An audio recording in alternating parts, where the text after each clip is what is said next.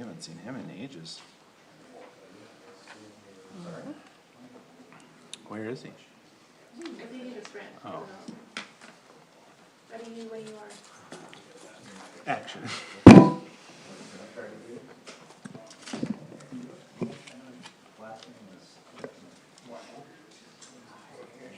Is it you think or you know?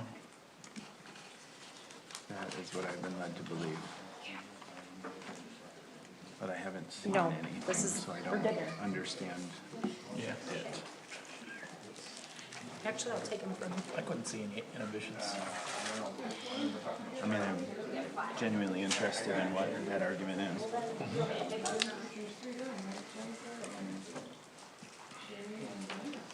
Are you calling it or am I calling it? I was wondering if you were going to ask me that. You can call it. I'm going to call a meeting to order at 6 o'clock here. This is the Bath Charter Township Board of Trustees meeting, regular agenda on Monday, August 17th, 2026. Welcome to those watching and those in the room. Let's do a roll call. Fewins-Bliss. Here. Hagerman. Here. Kotke. Here. Montri. Here. As And you everybody can else see, is- we're 3 people down today, but we've got quorum, so we're going to move ahead.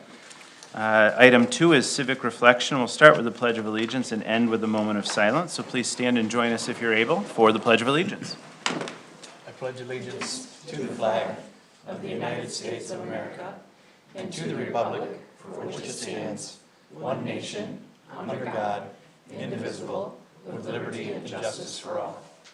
Thank you. And now a moment of silence. Thank you.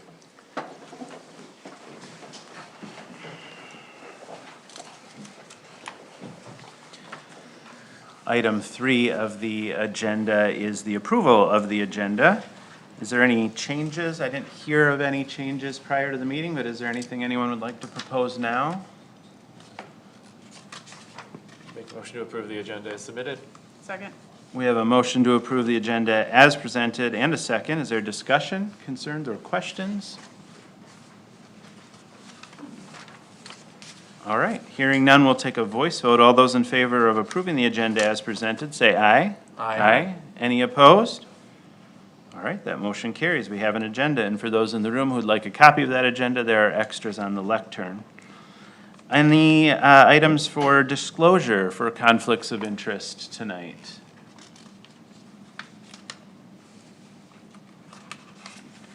Don't leave, Dwight. I'm calling on you very shortly. Hearing none, we'll move on to item 5, which is public statement 1. Those in the audience are invited to present to the board up to 3 minutes on an item that is on the agenda today. If you have other items you want to discuss in township business, there is a second opportunity at the end of the meeting for an additional 3 minutes on any other township business you want to talk about. But again, this first public statement is concerning current agenda items only. When you are ready, step up to the lectern, introduce yourself, and we'll start your 3 minutes. Watch them on the screen. Welcome. Good evening, my name is Judy Gardia, and I'm here tonight representing Friends of Park Lake. And I just would encourage you to continue the discussion with the Mid-Michigan Land Conservancy on the conservation of the Park Lake nature area. Thank you. Thank you, Judy.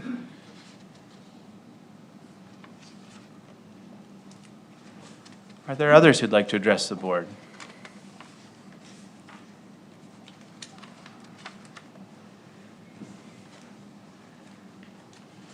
Good evening. Dwight Washington, 1640 Park Lake Road, and I'm here today to address you as part of the public and to ask you to strongly consider the proposal by Mid-Michigan Conservation District. I did get a chance to go for a walk with Jared around the park, or not the park, but the parcel in question, and it was just really a pleasure to see that somebody who could appreciate it as much as I did, who could recognize the value that it brings to our community, and just to hear him talk about it was really encouraging. And then not only appreciation, but he also brought a critical lens and was able to identify invasive species that were growing rampantly in the area. And I think that the care and the professional practice that he does have makes him an excellent candidate, or them an excellent candidate to help manage those lands. Thank you. Thanks, Dwight.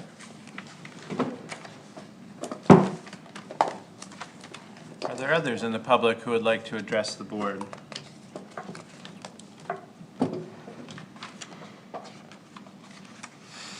All right, we'll close public statement 1 then. Again, there's a second opportunity at the end of the meeting for other topics. Item 6 is items from county, state, federal, and other agencies, and I invite our County Commissioner, Dwight Washington, back up to the stand. Welcome. Thank you again. Dwight Washington, 1640 Park Lake Road. And today I want to, again, a little reflect about how nice it is to be a Bath resident and the natural areas that we do have here and how valuable they are. And while the county is not really able to develop those and work with each of the municipalities within our county, there is a strong interest in the parks and greenways for the growth of these areas. So how they develop will be unknown, but we do have a new park that we're encouraging people to attend and to give comment on so that we can make them better. I want to let you know that in leadership, in central leadership in the greater Lansing area, Clinton, Eaton, and Ingham County, there's been a number of changes that have taken place. As a county commissioner, I serve on a number of boards in the Tri-County region, and there's been 5 directors and assistant directors that have been replaced within the last 4 months. So I encourage people to be mindful of new leadership, take an opportunity to get to know the organizations that Clinton County gives the money to provide us services. Specifically, I want to identify Community Mental Health, which has a new executive director, somebody who's been part of the system for a long time and brings a great deal of energy. And she will have a clear mindset to address rural and urban problems. And the other person that I want to bring a specific attention to is our Head Start director, who's been applied, and she's coming from out of town, but or out of state, but I believe she brings a host of expertise and compassion for our younger people. And I think I'd like to encourage people who do have a young child to consider Head Start as a viable option for education. I would also like to comment that Tri-County Regional Planning, you all know about the road work that's being done, and as frustrating as that may be, that is some progress. And Tri-County Regional Planning has been operating for for 70 years. They're having an anniversary this year. So that is quite an accomplishment, and they're looking forward to a more community-based one for 75.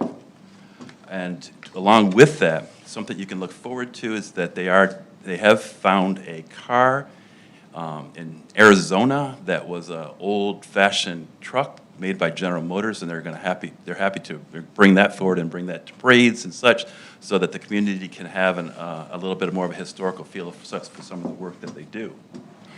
And then lastly, nothing that shouldn't be a surprise to you is that the budget is still in a lot of flux, and that's making it very difficult for the agencies to plan. The issue of HR1, particularly for work requirements, is going to be a challenge that all the community services agencies are facing. And particularly, how do people get the Medicaid benefits dollars that go along with it? And the HR1 Big Beautiful Bill is actually what I said. Oh, excuse me. And then another issue that's going on in the state is the privatization of mental health, and that's something that the mental health and state advocates are strongly, working, addressing, talking to the government in any way that they can to make sure that remains a public resource.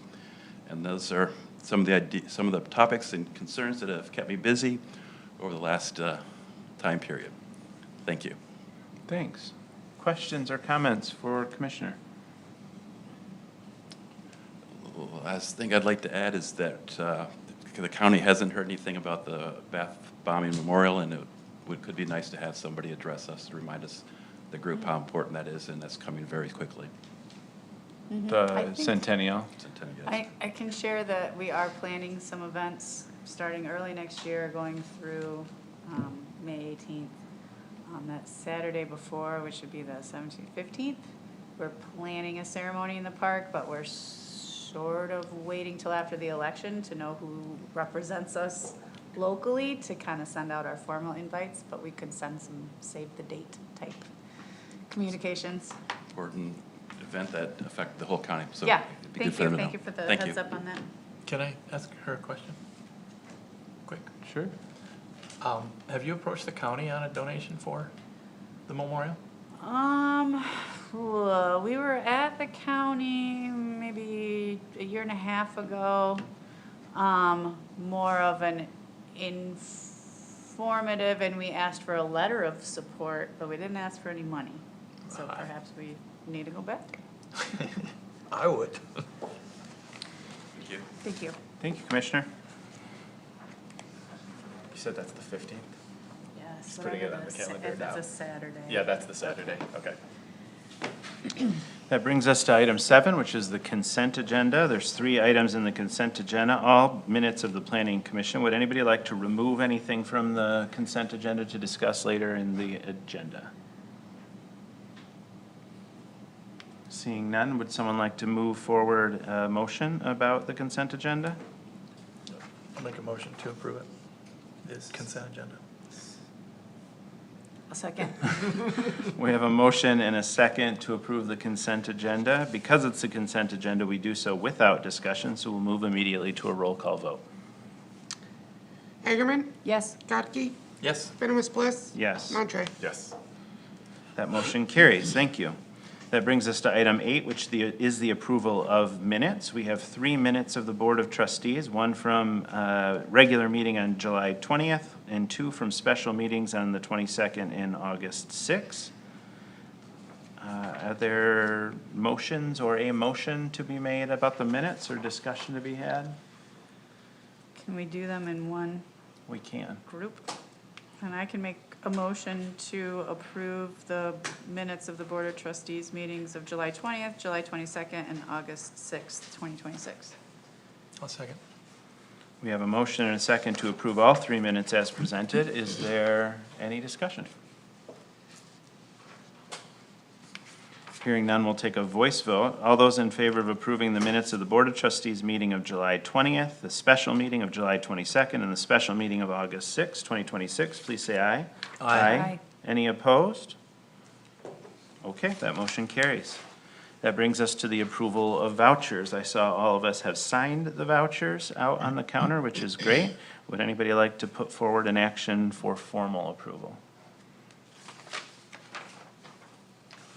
I'll make that motion to approve the vouchers.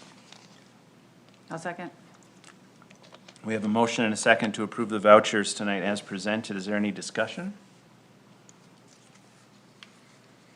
Seeing none, I'll ask for a roll call vote. Mr. Kotke, Yes. Fewins-Bliss, Yes, Montri, Yes. Hagerman, Yes. that motion carries. Thank you. That brings us to the treasurer's report. Our next report will be on October 19th. There are no committee appointments tonight. And that brings us to item 12, Township Committee Reports. First up, we have the Planning Department from Planning and Zoning Administrator Robler. And there's no attachments in our packet, so we're excited to hear what you got to tell us. Yeah, the superintendent just asked me to give you guys a quick rundown of where all the various developments are at in the township. So I've got a map marked up for myself here, just so I don't forget anything. I'll try to move through these rather quickly. Up on Tamarack, I'll start from the north and kind of work my way south geographically in the township. So up on Tamarack Trail, there's 2 vacant properties at the end, and the landowner is seeking to combine those 2 parcels. Because this was established as a plan unit development, this would take the form of plan unit development amendment. It'll likely be a minor amendment that will take place administratively. I haven't been able to discuss it with the chair yet because the application isn't administratively complete, but we're working with the property owner to get it there, so. That's thing number 1. Are you going to bring up the map, Miles? I wasn't going to, but I can. I think that's really helpful Okay. unless the board doesn't feel necessary. I don't want to. Yeah. I'll do my best to zoom around without my mouse. It really doesn't like me without my mouse. I hate my laptop without a mouse. Yeah, it's tough without the mouse. But I will do what I can. Again, okay, so Tamarack Trail, that's up there, and I'll try to do my best to zoom in just a little bit, and we'll see what happens. Oh, you know what, I can use this thing so it doesn't go crazy on me. Okay. Is that in a subdivision? Yeah, it's this little road up here, the former supervisor, I think most of you know, lived in that area. If you're not familiar, it's just one of these kind of dirt, gravel improved roads in northern Bath, out in the sticks with a bunch of big homes on it, so that's kind of the, vibe of that road. And like I said, there's 2 undeveloped parcels in the back, Is there just 2 now? there's 3 total, but Okay. this landowner is just concerned about 2 of them. Got There's it. 3 undeveloped parcels total.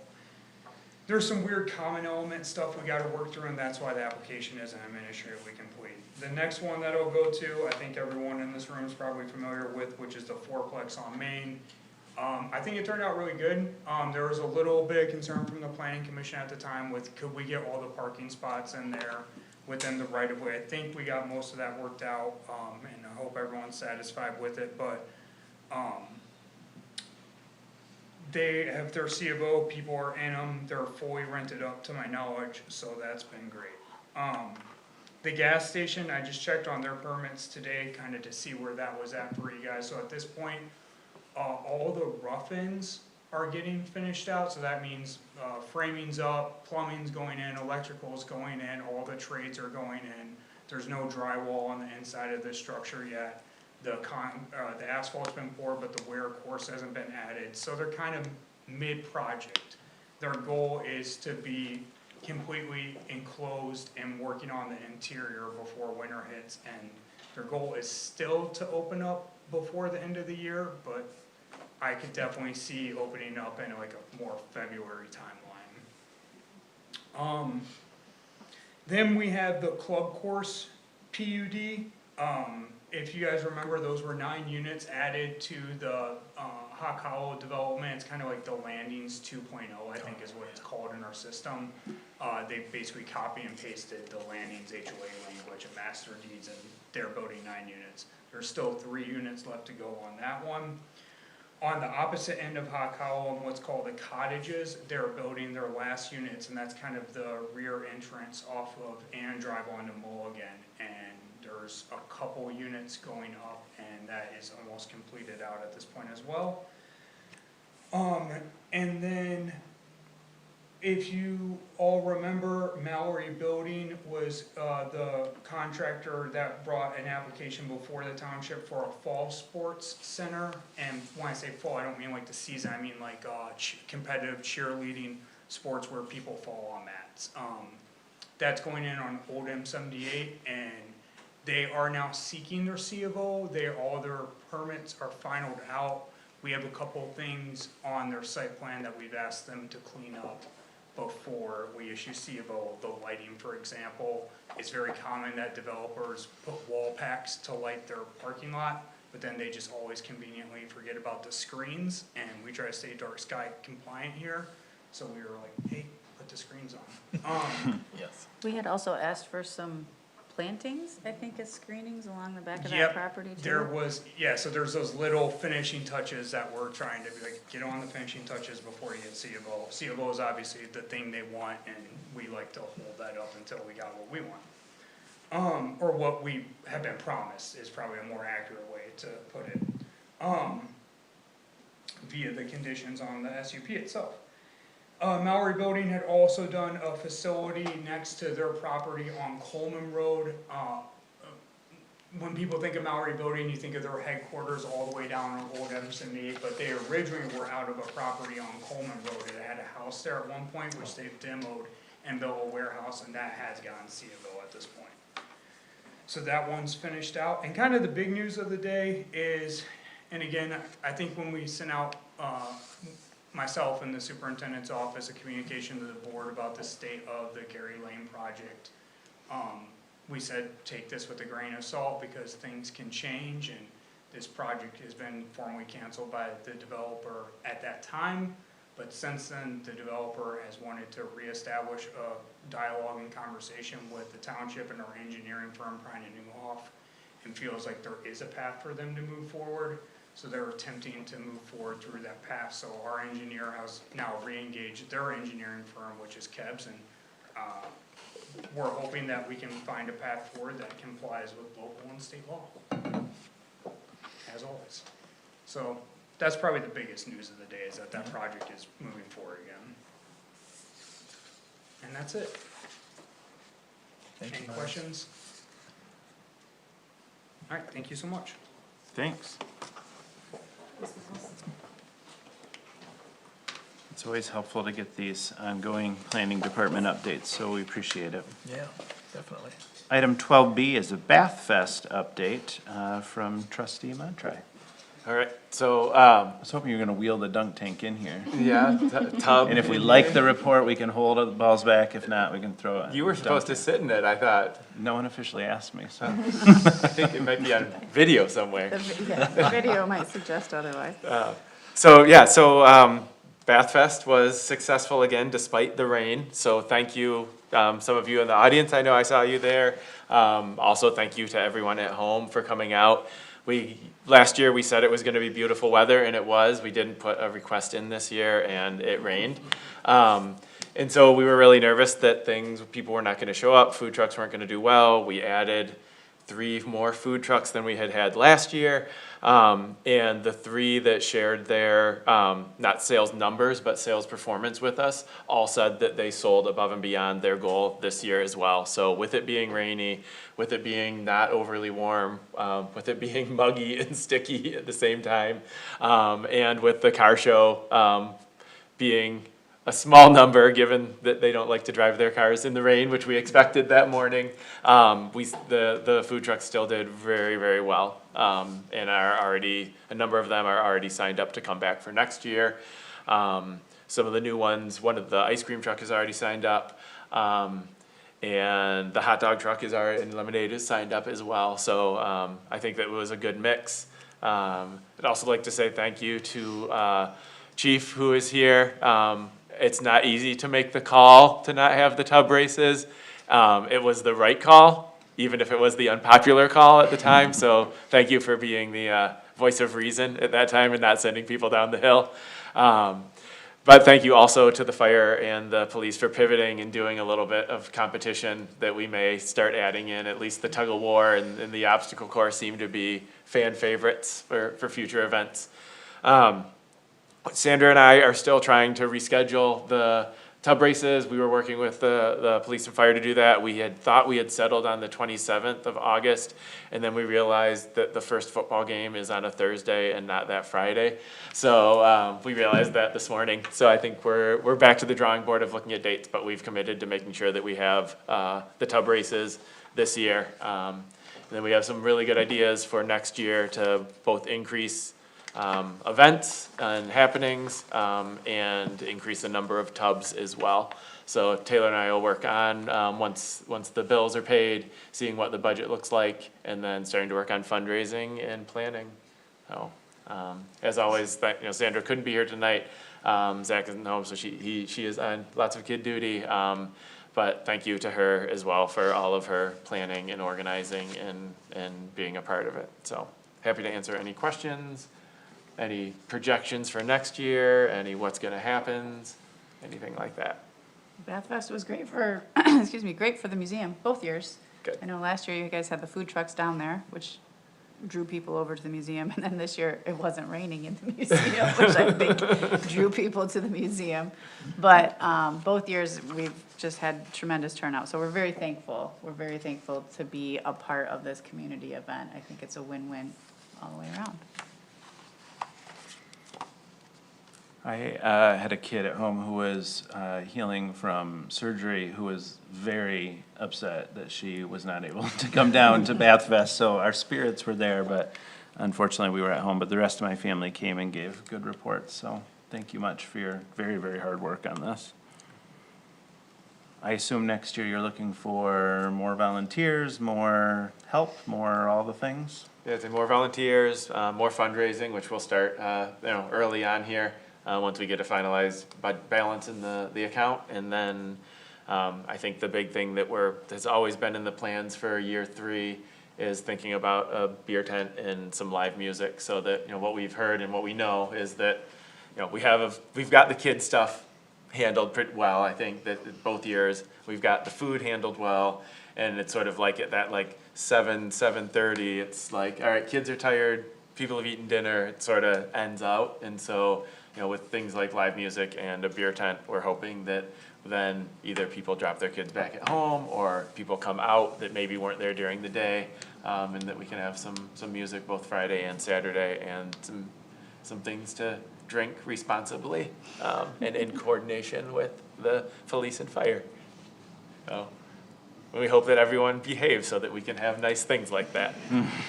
And no one was more disappointed to cancel the tub races than Sherry. Yes. Her enthusiasm for the tub races, I'm very thankful for that. Yes, definitely.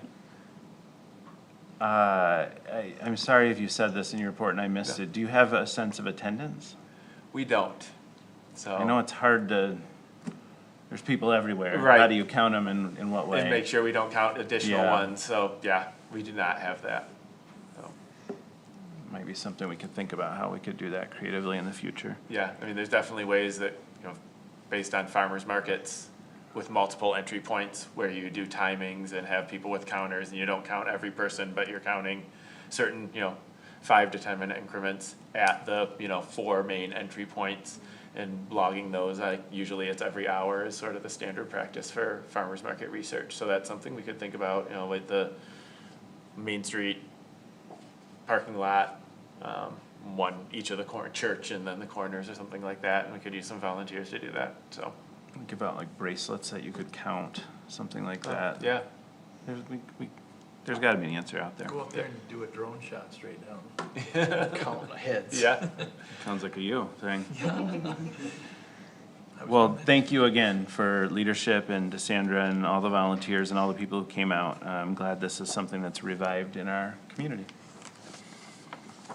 All right, if there's no other questions, we'll move on to item 13, which is unfinished business. We have 3 items under items for introduction and discussion. The first, and finally, we get our financial audit from last fiscal year. We have Josh Gabrielsi from Siegfried Crandall to give us a presentation. Yep. Welcome. I'm here. Hey, thank you.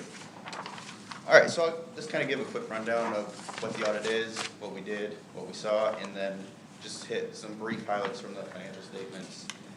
And anytime if you have a question, just blurt it out and stop me. But we do about 200 governmental audits now as a firm, and there's about 6 to 8 of them that get no material weaknesses, and you guys are one of them this year, with the relationship with Maynard, Harrison to do the accounting work, and your staff here. So that's a great accomplishment. Then I'm gonna start with the auditor's report. I don't know if you guys have this in front of you. I don't think you absolutely need it, but the first page is the auditor's report. That's what you hired us to come in and do, is to give our opinion on the financial statements. So that's what we did. We gave an unmodified opinion again this year. Then the rest of that report, the 2 pages just go into what management's responsibility is. That's you guys, these are your financial statements. Then our auditor's responsibilities, a long list of things that I won't read to you. Then I'll get into the more interesting things, in my opinion, the numbers. Starting on page 6, it's the management discussion and analysis. This is basically like a book report on what happens in the financial statements. And the question we get most often is the third bullet point at the top there. The general fund's unassigned fund balance at the end of the year was $2.1 million, which represents almost 60% of the general fund expenditures. Everyone wants to know, is that 60% high, low, in the range of everyone else? And I would say typically we see 50 to 100%, so 60% is right in the typical range we see for a township, especially one of your size that does a lot more than some of the little townships. They get a higher number there. Then I'm going to skip the rest of the MD&A because, like I said, it's more of a book report. I'm going to go down to the financial statements themselves, which are just pages full of numbers, to give a little context to those. So the one I'm going to start is page 15. Is the page number at the bottom.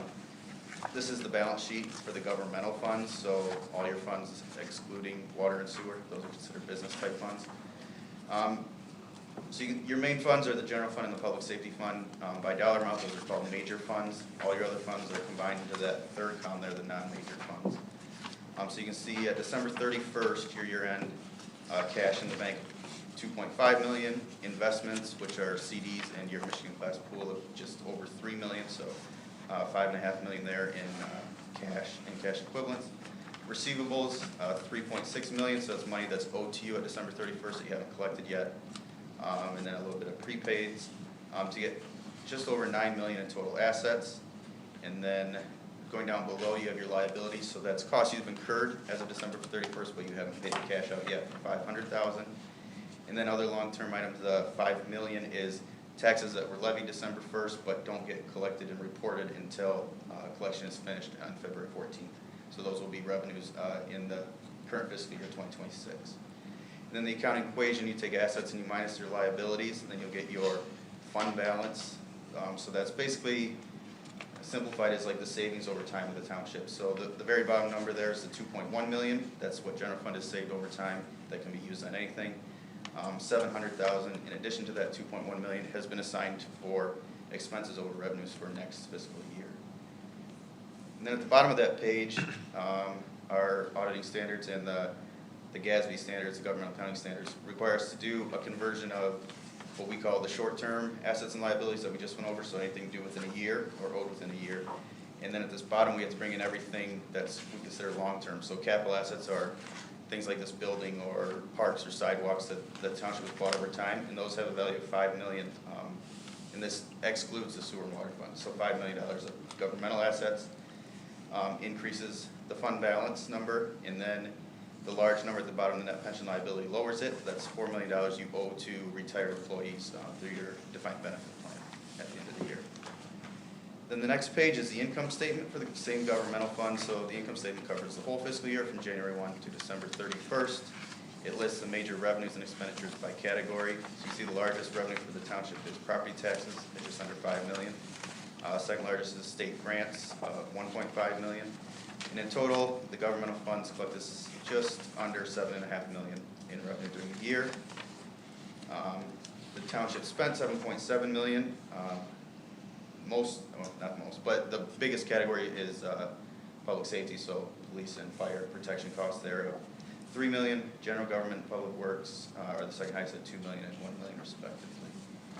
And then at the bottom of the page, we see the change in fund balance. So for general fund balance went down 160,000. Most of that is due to the fact that it had to cover some of the shortfalls in the public safety fund. That's what the $837,000 transfers for. So without that, general fund would have made $700,000 increase in fund balance. Then the next section is the sewer and water fund that I just mentioned in passing earlier. Those are the business type funds. So these statements are a little different than the funds that they have to be shown with those long-term assets included right on the face there. So you can see the largest number on the balance sheet is the 15.6 million in non-current assets or capital assets. So that's the sewer system in the ground.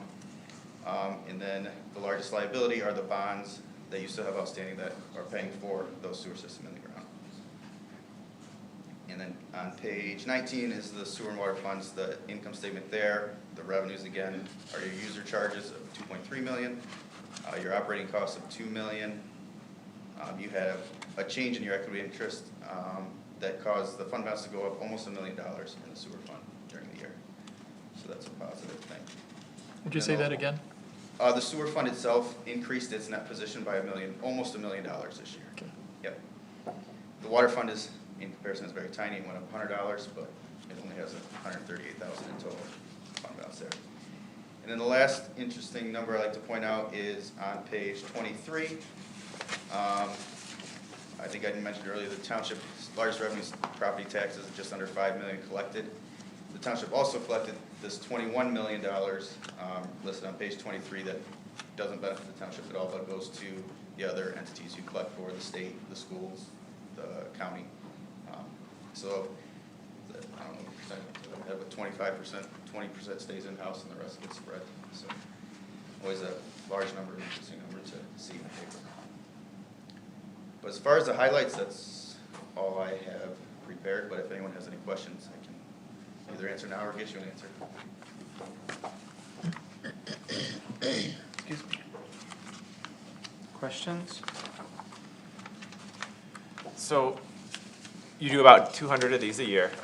Bath is in a sum of 6 to 8. Could you talk about maybe a little about one, what that means, and two, what those other 194 to 192, like things that would come up in those that we're not seeing here? So basically, because of your relationship with the other accounting firm, Adam does most of the work, but he prepares a lot of the work papers for us, and he's able to do the financial statements. And we came in and we audited that, and we didn't find any adjustments we needed to make. So that's the 6 to 8, don't get any material audit adjustments, we call it. The other 190 don't pay for the two relationships, they just pay us to come in and audit them. So typically we'll propose between 5 and 15 journal entries to get them up to the auditing standard, the accounting standards. So they might pay a little less in total, because they're not paying two firms, but they're gonna get the material weakness comment that goes to the state saying that whatever township it is can't do this by themselves, they needed help. It's not really a black mark, but I would say most bigger townships are trying to get away from that, getting that material weakness comment, so we're seeing it more and more. We're actually doing the accounting for some now, so that they don't get the comment and whatnot, but some of the little ones, little townships just don't find it necessary. Thank you. Yep. Other questions? I had a question on page 12. It says, this is under economic factors in next year's budget and rates. The first line says, the township expects to be able to use current revenues to provide essential services that will allow the current fund balances to be maintained. Does the word maintained there mean positive, or does it mean the same? I guess that's open for interpretation. I guess when I read that, I see that as staying similar, not like taking a big hit. Because based on our budget, we budgeted for like $500,000 to be pulled from the fund balance. Is that within the realm of the accounting world as about the same? Yeah, that could probably be worded better in the future, but yeah. Okay. That'd probably be open to interpretation. I'd say that's probably a little more than maintaining, going down by that much. Yep. Thank you. I also had a question, sorry, we've got double page numbers on here. Oh, no problem. I don't even know what page it is, I'm sorry. Some of them aren't numbered. This is on the required supplementary information, Okay, yep, so maybe it's like page 40-ish. yep. It talks about expenditures. The budgeted expenditures? Yes, I'm sorry, I'm actually talking about the page before it, the one that talks about revenues. Okay, yep. I see that our current property tax revenue that we planned for is less than we planned for. Do you have any insight into that? Why we would be down 100,000 in our estimated property tax income? Estimate? I do not off the top of my head. I'll make a note to look into the details of that, and I can email Karen or Jennifer with that answer. Sometimes it depends when the budget's put together, like if the assessor said this is what we're expecting, and then either some properties drop off, or, yeah, in this case, drop off because it's a little lower than anticipated. So that could be a timing issue with when the assessor gave you the anticipated taxable value. Okay. Or something went to board review and got pulled off. Yep. I anticipate we'll use the same process this year, so I want to make sure if Yeah. there's any fine tuning that we could fix that. Yep, no, that makes sense, yep. The assessor generally will give me that information in early August. In the past, I have not gone back and asked them to recalculate that, but I certainly could, knowing that it may make a difference. Yeah, I didn't realize there'd be a variance there in between those, but, you know, 100,000 in our budget is something. Yeah, not to take away from that concern, but at the bottom of that page, total revenues were 126,000 more than budgeted, so somewhere it came out in the wash in total, but yeah, it makes a lot of sense what you're saying. Yeah, it looks like interest income is where we actually Yep, made a ton of money, which is great, which is, you know, thanks to Jen's leadership on the investments.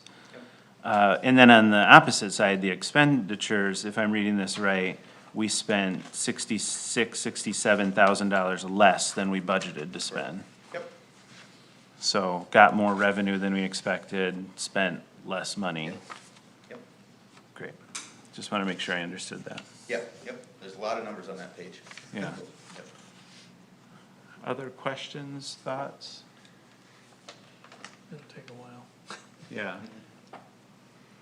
All right, Karen, you have anything you wanted to add to Just this? for the people at home, these are, included with our budgets under the government section of our homepage. They are listed under budget and finance. People can find them dating back for, 10 or more years.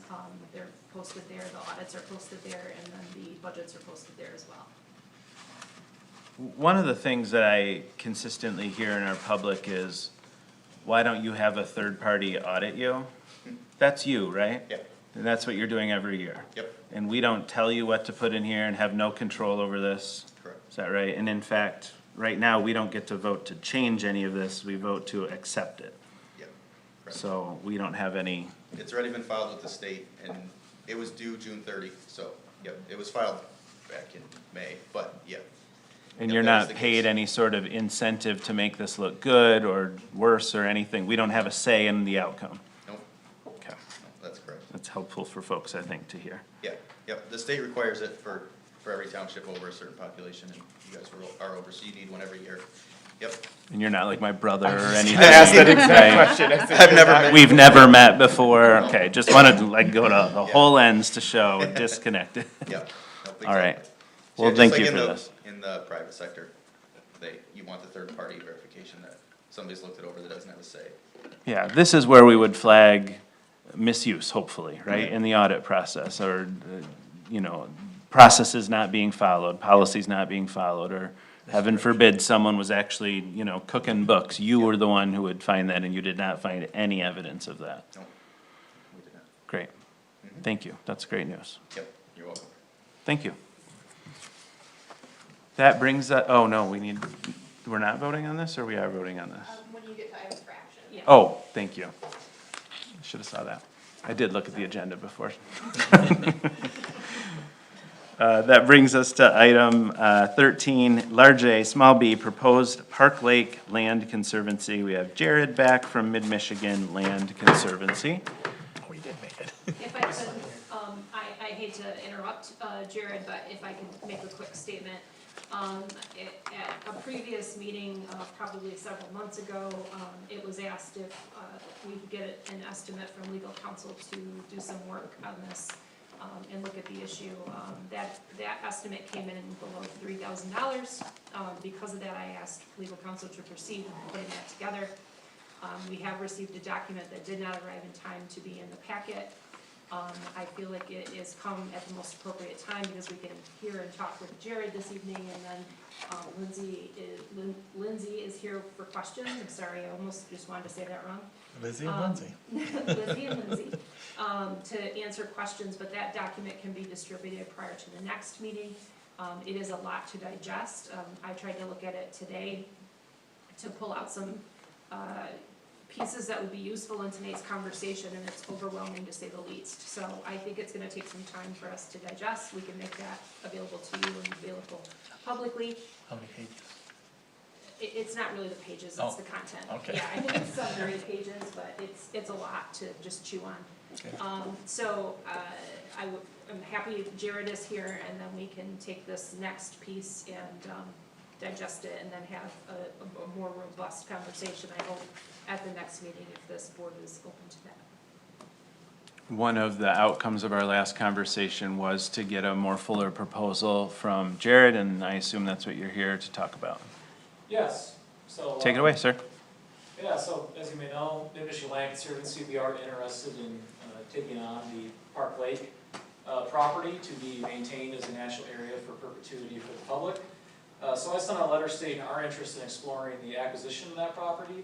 I wanted to state there that we want to do that in a way that doesn't cost the township and taxpayer money in that acquisition, and that we'd be willing to negotiate how we could assure the township that, dissolution of MMLC in the future, if it ever happened, that the land would revert back to the township, so there would be no penalty. I don't have a crystal ball, so I can't see beyond 20 to 50 years, but I think it's very important since this is a property that's owned by the government, a local government, and used by the community. So in that letter, I essentially am stating that we're interested in it. We just need to know which and how many parcels and how much you'd be interested in the fee simple transfer of that property. We need to know a purchase price. And then we need, and obviously I've reiterated in there that we would cover all the closing costs for the acquisition of the property. But we are interested in it, and we are interested in keeping that property maintained as a publicly accessible natural area for all time. Wonderful. Yeah, so for tonight, I would just need to know, you're interested in potentially moving forward in that, and are there any concerns that you would have? And then I would need to know how, and going along, how much we would need to spend to acquire the property, and any terms that we need to come to an agreement to. Okay. Board, any questions or comments at this point? I guess I'm just curious, what does maintained mean? Essentially just public access, so a mow trailhead, a mow trail, ensuring that any mowing that we have to do based on township rules, including the edge along Park Lake, is maintained. So on top of maintenance, essentially that we're just having a safe and accessible walking area for the community. Okay. And that it's routinely monitored by MMLC staff and volunteers. What about the water control structure that we I can't talked- grant access to that? I talked with Phil Hance about that. He has no problems with this right here. He was familiar with MMLC, and he said he doesn't care who the ownership goes to. He still has the right of easement 100 feet wide to the water and including the water control structure. Okay. And he will have to maintain that in perpetuity. So we don't have any authority to give that away. Yeah. He maintains that, but the property underneath it can go elsewhere. Okay. Other questions? I'd like to make a motion. This is an item for discussion. Sure, I can still make a motion, though. How about a Sure. suggestion? I'll make a suggestion. How's that? I would like to suggest that, with Karen certainly on board, to have an ad hoc group formed to pursue this and just see where the gears lie, what we're getting into or what we potentially can get into on this, and of course tell you, and with Karen's help, we'll know possibly which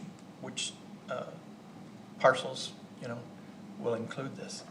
I've done exhaustive research on those particular parcels and gotten copies of the deeds on every one that I could find a deed on at Register of Deeds. So I'd like to be on that committee as well. I like that idea. Should we wait until we get this other piece of information that is hanging out there for us? Okay. It's hard because we don't know what it says. Exactly. And But perhaps we can make that an agenda item for the next meeting? that'd be a good idea, yeah. Okay. I just think, getting a group of us together to disseminate this and kind of put some bullet points on it to see where we need to go next with Jared and I'd be happy to include my board members as well, if you'd like them in discussion. And then the idea is this subgroup would bring a recommendation back to the full board? Is Yes. that how you envision that? Okay. So And- Karen, you're saying we'll get this piece of information before the next meeting? Board Yes. members can review it. It'll probably be in the packet maybe for the next meeting? Correct, and I would anticipate that there would need to be some summarization and clearing up some questions regarding some of the options that are available to the township. I think there's still board work to be done before we move off into a smaller group. If it's thick, or however. It's 13 pages. Right, but if it, content-wise, is it possible to have that before the Thursday before the board meeting, or does it have, okay. I'm just thinking about if it's, it might If be. we have it, we could probably have it tomorrow, right? You could, It might- we have it in our possession. as soon as possible. And do you think it's better, is there like a summary document that goes along with it? Do you think it would be helpful to have those together, or just be able to read through, think about it, and then? I'm gonna ask Sorry. council to weigh in on that. And unfortunately, I will not be in attendance at your next meeting, but Lindsay Oh. is going to be prepared to speak, and frankly is prepared to speak on it if needed. But we, working with my law partner, Chris Patterson, we have a document, it's 13 pages, but it is broken down into subheadings as best we can to articulate as Jared has indicated, right, there are several ways you could go about doing this. Advantages, disadvantages from the township's perspective are presented to you, trying to be as even-handed as possible to say that there are pluses and minuses to any kind of path that you choose, along with some other issue spotting that we've done for you. So the document as drafted is intended to be something that would be consumable by the public. We did not intend to maintain any particular unique legal advice specific to what we do or don't think is the right thing, or if there's some sort of snare looking for you. This is a pretty transparent communication you all have been having.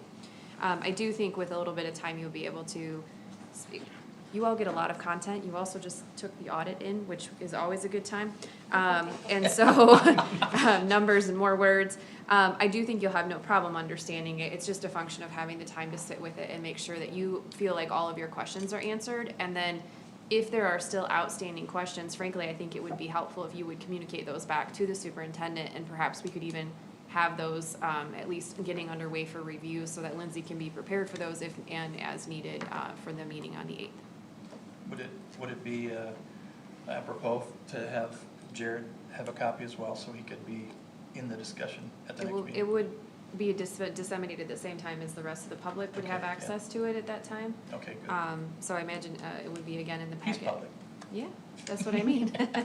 I don't want to give him any more advance than anybody else. Right, definitely I don't, I think Jared's done a nice job trying to present himself as just part of the process and helping you in facilitating conversations. But I would say he gets that when everybody else gets it. I have a couple of questions. Yes. Could I, yes, could I go just ahead. wrap up our conversation? Yes. So perhaps the agenda item could be actions for next steps. Correct. It may be a subcommittee, it may be something else, but we could leave it broad. Yeah, next actions to pursue or something like that. Okay. You can wordsmith that. Thank you. I just didn't want to move from what we had Adam agreed. wordsmithed it. He's really good. And so I just have a process question. So Ray made a motion, right? Do we have to do anything with that motion? He sort of rescinded it from what I understood. Well, under pressure, I rescinded the official. Feel no pressure from me. I just was pointing out the way we have agreed to do business is that we would not make motions. We is the board rule. The royal we. I also don't believe I've Okay. got a second, so. That's what I was, Okay. it didn't, that's why I was wondering what the process was then. Okay.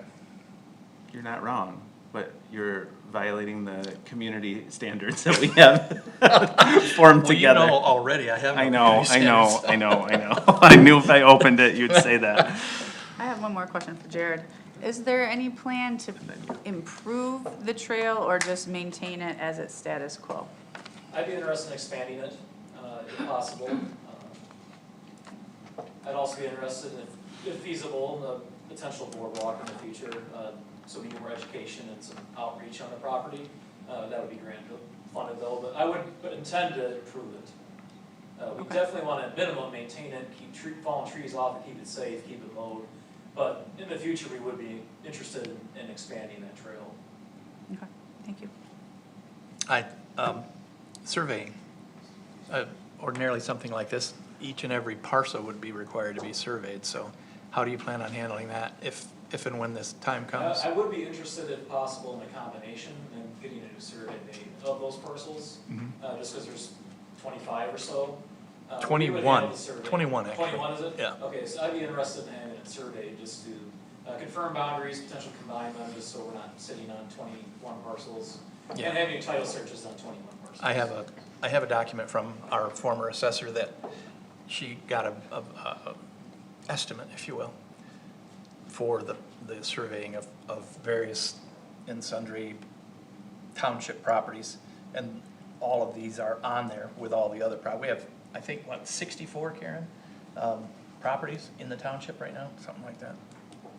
I'm not sure the number, but you Okay. are correct, it's many. Yeah, I think it's in the 60s, not certain, but the 21 are in this document, so that might be of some interest. It is, somewhat dated, but I think it's 2023, Okay. so it would still be of help to you. And that's pretty much it. You had mentioned that you would cover the costs of title searches? Yeah. Title searches, closing costs, so surveys if we deem that we need them, which in this instance I imagine we would. That would be costs from the conservancy, not the township. Yeah. I'm all set. Sound like a plan, team? And then our next meeting is when, just so you can hear it? Never rate? September 8th. You want to put that on your calendar? Yeah. Thank you. I'll ring a bell, but I'll plan to be here. Yeah. Okay. I'll be here. It's a Tuesday meeting instead of a Monday because of the holiday. Oh, because of Labor Day. All right, I'm on the schedule then. Thank you. Thank you, Jared. Thanks, Jared. Thank you for your time. Thanks for that rush back from Hillsdale. I barely made it. We're going to move on to unfinished business 13, items for introduction discussion, the 2027 budget discussion led by the superintendent. Thank you, Mr. Supervisor. In discussions as a result of the millage failing to pass by the voters, there was some internal discussion about how to present the budget to the board as it's due on September 1st by statute. So at this time, I undertook this weekend the opportunity to put together a projected budget and then a superintendent recommended budget. And the differentiation would be if all things remain the same and we just tightened up some numbers, what would the budget look like? And would that give the board a place to have some conversations about where to make some cuts? The other one is not quite a slash and burn, but it contains the elimination of some programs and services, and it gives you a kind of a best case scenario, worst case scenario look at our budget. And I will offer that I've taken the feedback of speaking with some of you individually about maintaining some of those services that help maintain the character of this community, things like parks and recreation, police and fire services. So taking a look at that information and determining where we can go from there. Based on those things, I was able to, with the deputy superintendent, come to a place where one option leaves us with using some fund balance of $215,000. That is the projected budget with tightening the belt up a little bit, but no major cuts would still result in the use of fund balance. On the other side, eliminating programs and services and then considering kind of what we could add back in there would result in us complete cuts. Generates over $1 million in that we could return to fund balance or decide to use for other programs. Adding some of those things, which I think might be of interest to this community back in, resulted in a positive outcome of about $400,000. So I do think that the strategy for bringing you some options and having you all weigh in on what some of those things might be that you would like to protect and maintain will be a valuable part of the conversation as we move forward into September and taking a look at that budget. I will not lie to you, budgets are time intensive. I worked all weekend on this. I'm happy to do that work and I enjoy doing that work. What I don't want to do is create a path where it's all one way or all the other way, and then I'm having to completely recreate a budget based on whatever outcome might occur in November or to the wishes of this board as you work through discussion about what is important for you to maintain. So what I hope to do is have some really in-depth discussions with you about what is important and come to a consensus, not a vote. We've done that in the past when we've looked at the budgets departmentally, like kind of, do you agree with this concept? Do you not agree with this concept? And then get some buy-in so I can give you all some direction. So that work will be before you know it. While your next meeting is the 8th, I will be required to issue that budget to you before that time. You will have some time to spend with that before we have our meeting. And I can be available for questions, comments, concerns, but most of that work will be done initially here at this meeting when we are all together on the 8th. So if I'm understanding what you're asking of us is, this is basically the last chance we'll be meeting together to give you feedback or direction on how to proceed with the budget in lieu Correct. of the millage failure earlier this month. Correct, and it's not necessarily, what I'm hearing from many of you is preserve things, and what I'm hearing from others of you is slash and burn, we need to cut all the possible things. I'm trying to land somewhere in between those things because I know it's not a consensus. I have not reached consensus almost for each one of you that I talk to. There is a different idea on the table. What I'm trying to do is, of course, be financially responsible and continue in the face of the processes, the procedures, and things that we do very well here at the township and maintain that financial consistency, but also recognize that this year's a little different than other years and it calls for a different approach.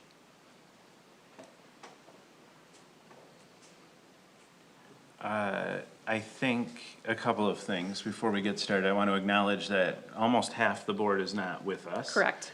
So we're sort of speaking at a limited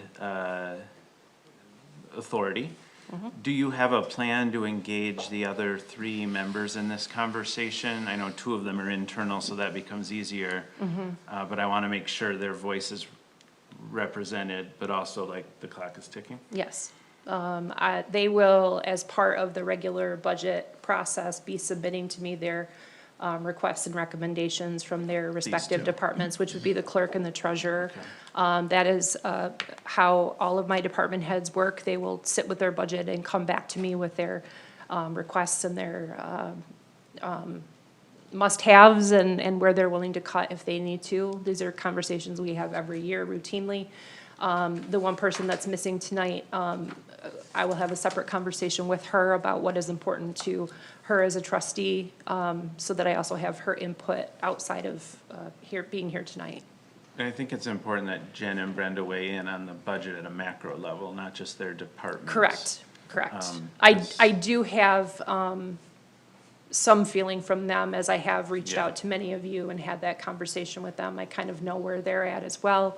And we had a finance committee meeting Correct. last week. Correct. To start this conversation, so some of Correct. that occurred there too. Yeah, so I do have a feeling from each one of you where you're at overall. But so as to specifics, there would be additional conversation needed. Okay, thank you. I think the first question is use of fund balance. What we have shared with the public as part of the millage process is we cannot continue to use the fund balance because it continues to go down and is not being replenished. Is our direction informally here that the superintendent should prepare a budget that uses no fund balance? Is that where we're landing as a group? It's my understanding that the fund balance is always used to some extent. Is that correct, Karen? It is proposed to be used, I think, because a lot of the revenue that is left over from the general fund is generally used to supplement police and fire. There is generally some use of fund balance, and I try to maintain that it's minimal. Some years that's not correct. Yeah.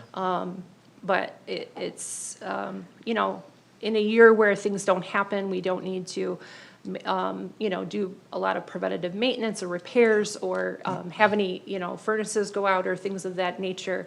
I can take those items to nothing, but the minute something happens, I will be here informing you all that there is a problem structurally somewhere on campus and that it needs to be addressed. Or a fire truck. Or a fire truck. But getting to a place where I would term it as one member of this board said that she called it a slash and burn budget, will leave you with a lot more money that we can add money back to the fund balance as well as put money away faster for the said fire truck. On the other side is where you get into, it's a much more, it's a slower use of the funds, and we don't get there as quick. Okay. Yeah. One other segue. Sure. Are you able at all, in this budget, able to use that new what is it, gov.is? Yes, we are preparing to use that this year. It's actually the perfect timing because it communicates in a much more storybook way of what is occurring at the township and what that looks like for services available or services not offered any longer. So I do believe it'll be useful for us in telling the story. Thanks. Yep. I'm always excited at new software. Me too, me too. Especially if it helps, right? Yes, exactly. And Ray, to specifically answer your question, 2 out of the last 6 fiscal years, we have put money back into the fund balance. But overall, over the course of those 6 years, we have reduced the fund balance by 700,000-800,000. Does that sound right? That's correct. That was in that memo from last Right. meeting. The ones you handed out at the beginning. Yeah, so, you know, there's only 2.9 million we just learned in the Yeah. new audit today. Mm-hmm. So that's what's left in there.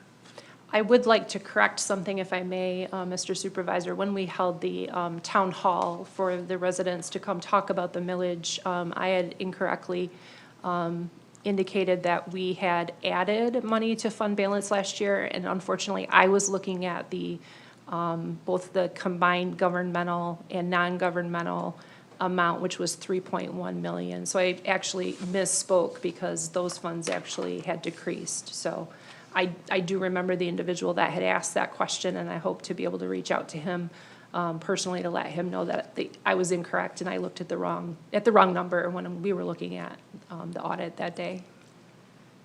Thank you. Kate, Adam, thoughts about use of fund balance? We can't do it forever. And I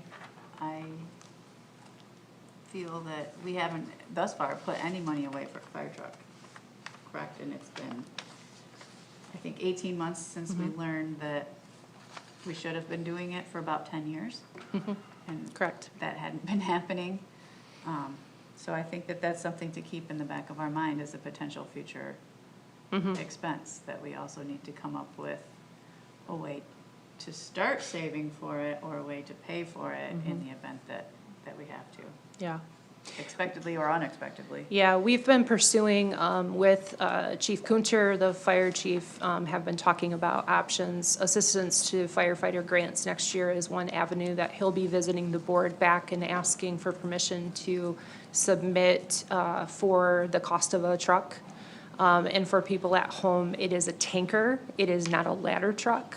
Some people that I've seen out having conversations on Facebook or in the public are misdirected if they think we would try to have a ladder truck. We have zoning and planning, policies in place so that we don't go above 3 stories.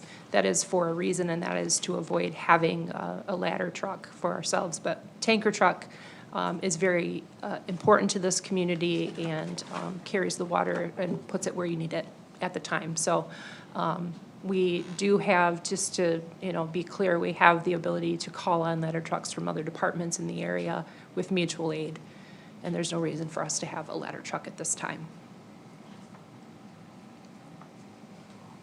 I think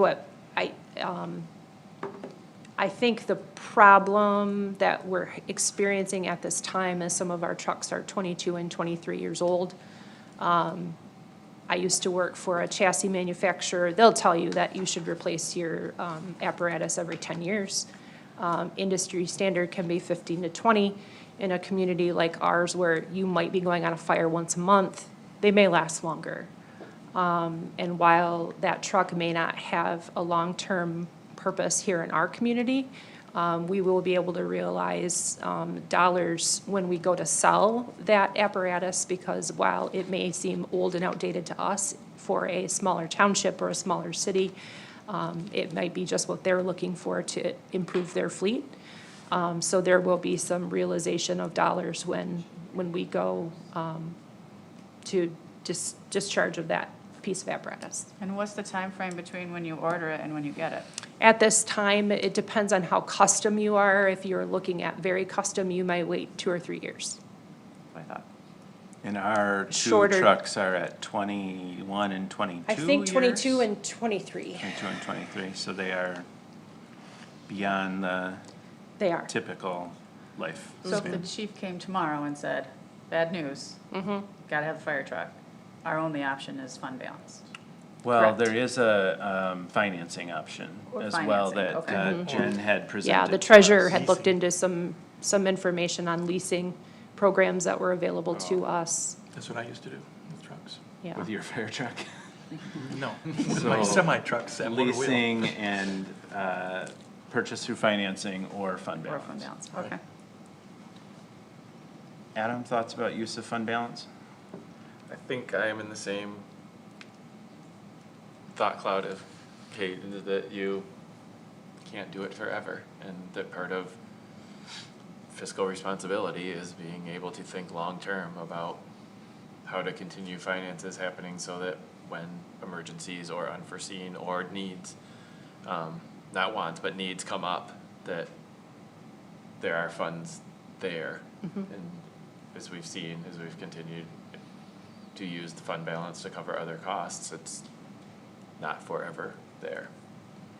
I think the other thing that I've heard twice tonight that is worth, I think, lifting up is that I think, so we've lived here, you've heard this 18 years, you know, I felt like Bath was small, and I think that sometimes we still think Bath is small, but Karen just said a smaller community may be able to use that truck, and the auditor also said multiple times, smaller townships may do this, but you are not, he did not put us in that category of a small township. And so I think it's easy sometimes to think that we are Bath, you know, we're the corners in north and south a little bit, and that there's, you know, 3,000 to 4,000 people, but there's almost 15,000 people here now, and that growing population has different needs.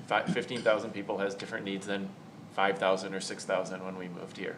And so I think some of what we're thinking and talking about here is based upon those changes over a 2-decade time frame.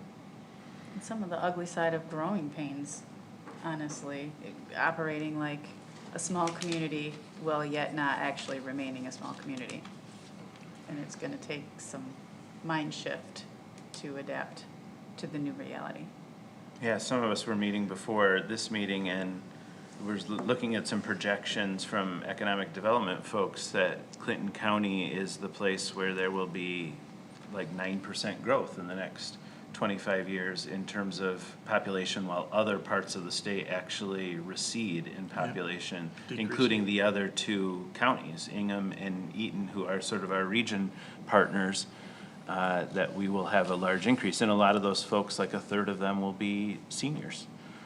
So I thought that information was really telling. We're going to continue to grow. I share the concerns of my colleagues. For the record, if my math is correct, we took about $214,000 out of the fund balance last year, if I read the audit right here. So not a ton of money, but still going in the wrong direction. I think we made a promise to the community that we would stop doing this, and I think we need to stand by our promises. And I want to make sure there is money so that if the roof does blow off the building, we actually have the ability to fix it with cash in the bank. So I would look for a budget that does not use fund balance as well. Okay. So it seems like there's some consensus would around agree. that. With that decision, though, or with that recommendation to the superintendent comes what we were often criticized for during the millage campaign, which was talking about cuts. I know folks felt like we were threatening them or trying to scare them, but this is the meeting where we get to advise our superintendent about what those actually might be and where our interests are to help her guide, or help guide her in cuts that will need to be made, which you just heard from her will have to be made unless we use fund balance, which we just recommended she not do. And so I know this is a difficult conversation to actually name things, but I think if we do not give Karen some guidance today, she may come back tomorrow with a budget to us that we all reject because it's not the cuts we want to see. Her and her staff have to go back to the drawing board, and that is not the place we want to be right now. So I think we've got to be pretty direct and honest, and obviously we're not taking votes here, and it would be inappropriate of us, I think, to do that at this moment. And I'm sure we all have different values, but I'm hoping she's probably thinking that there will be some common themes that come up that will help guide her. If not, Karen, I'm sorry that will be an unhelpful conversation, but I think it's helpful to hear. So does someone want to open up with their thoughts about how to cut back, where to change investment? Well, it's never a good thing to talk about, but normally in my business history, this isn't a... Can you talk into the microphone? Oh, yeah, excuse me. Thank you. I forgot about you. Okay. When you have to cut budget, make budget cuts, it almost always starts with staff. In our business, where I used to be, it was sales staff. We don't have that here, so I wouldn't have the first clue of where and if. So that's something, that's probably an avenue of pursuit that we should look at. Anything else? Services that we provide that, I hate to say this, but aren't absolutely necessary.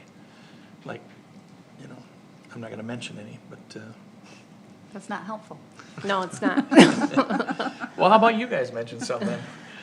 I will, I think, counter what Ray said on staff, only, or mainly for the fact that the last two major revisions that we've made to how we spend money out of our budget have been related to staff in terms of MERS and healthcare.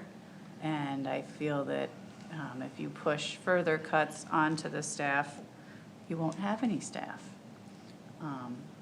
And I think that's also a consideration to make. If I had to put something at the top of my list, I probably would say roads. The funding that we put into roads, we have 300,000 last year. The county maintains the roads primarily, so that's extra above and beyond what the county does. And we also have the ability down the road to ask the voters if they wanted a separate millage for road funding. So if that were a priority, we could ask that question.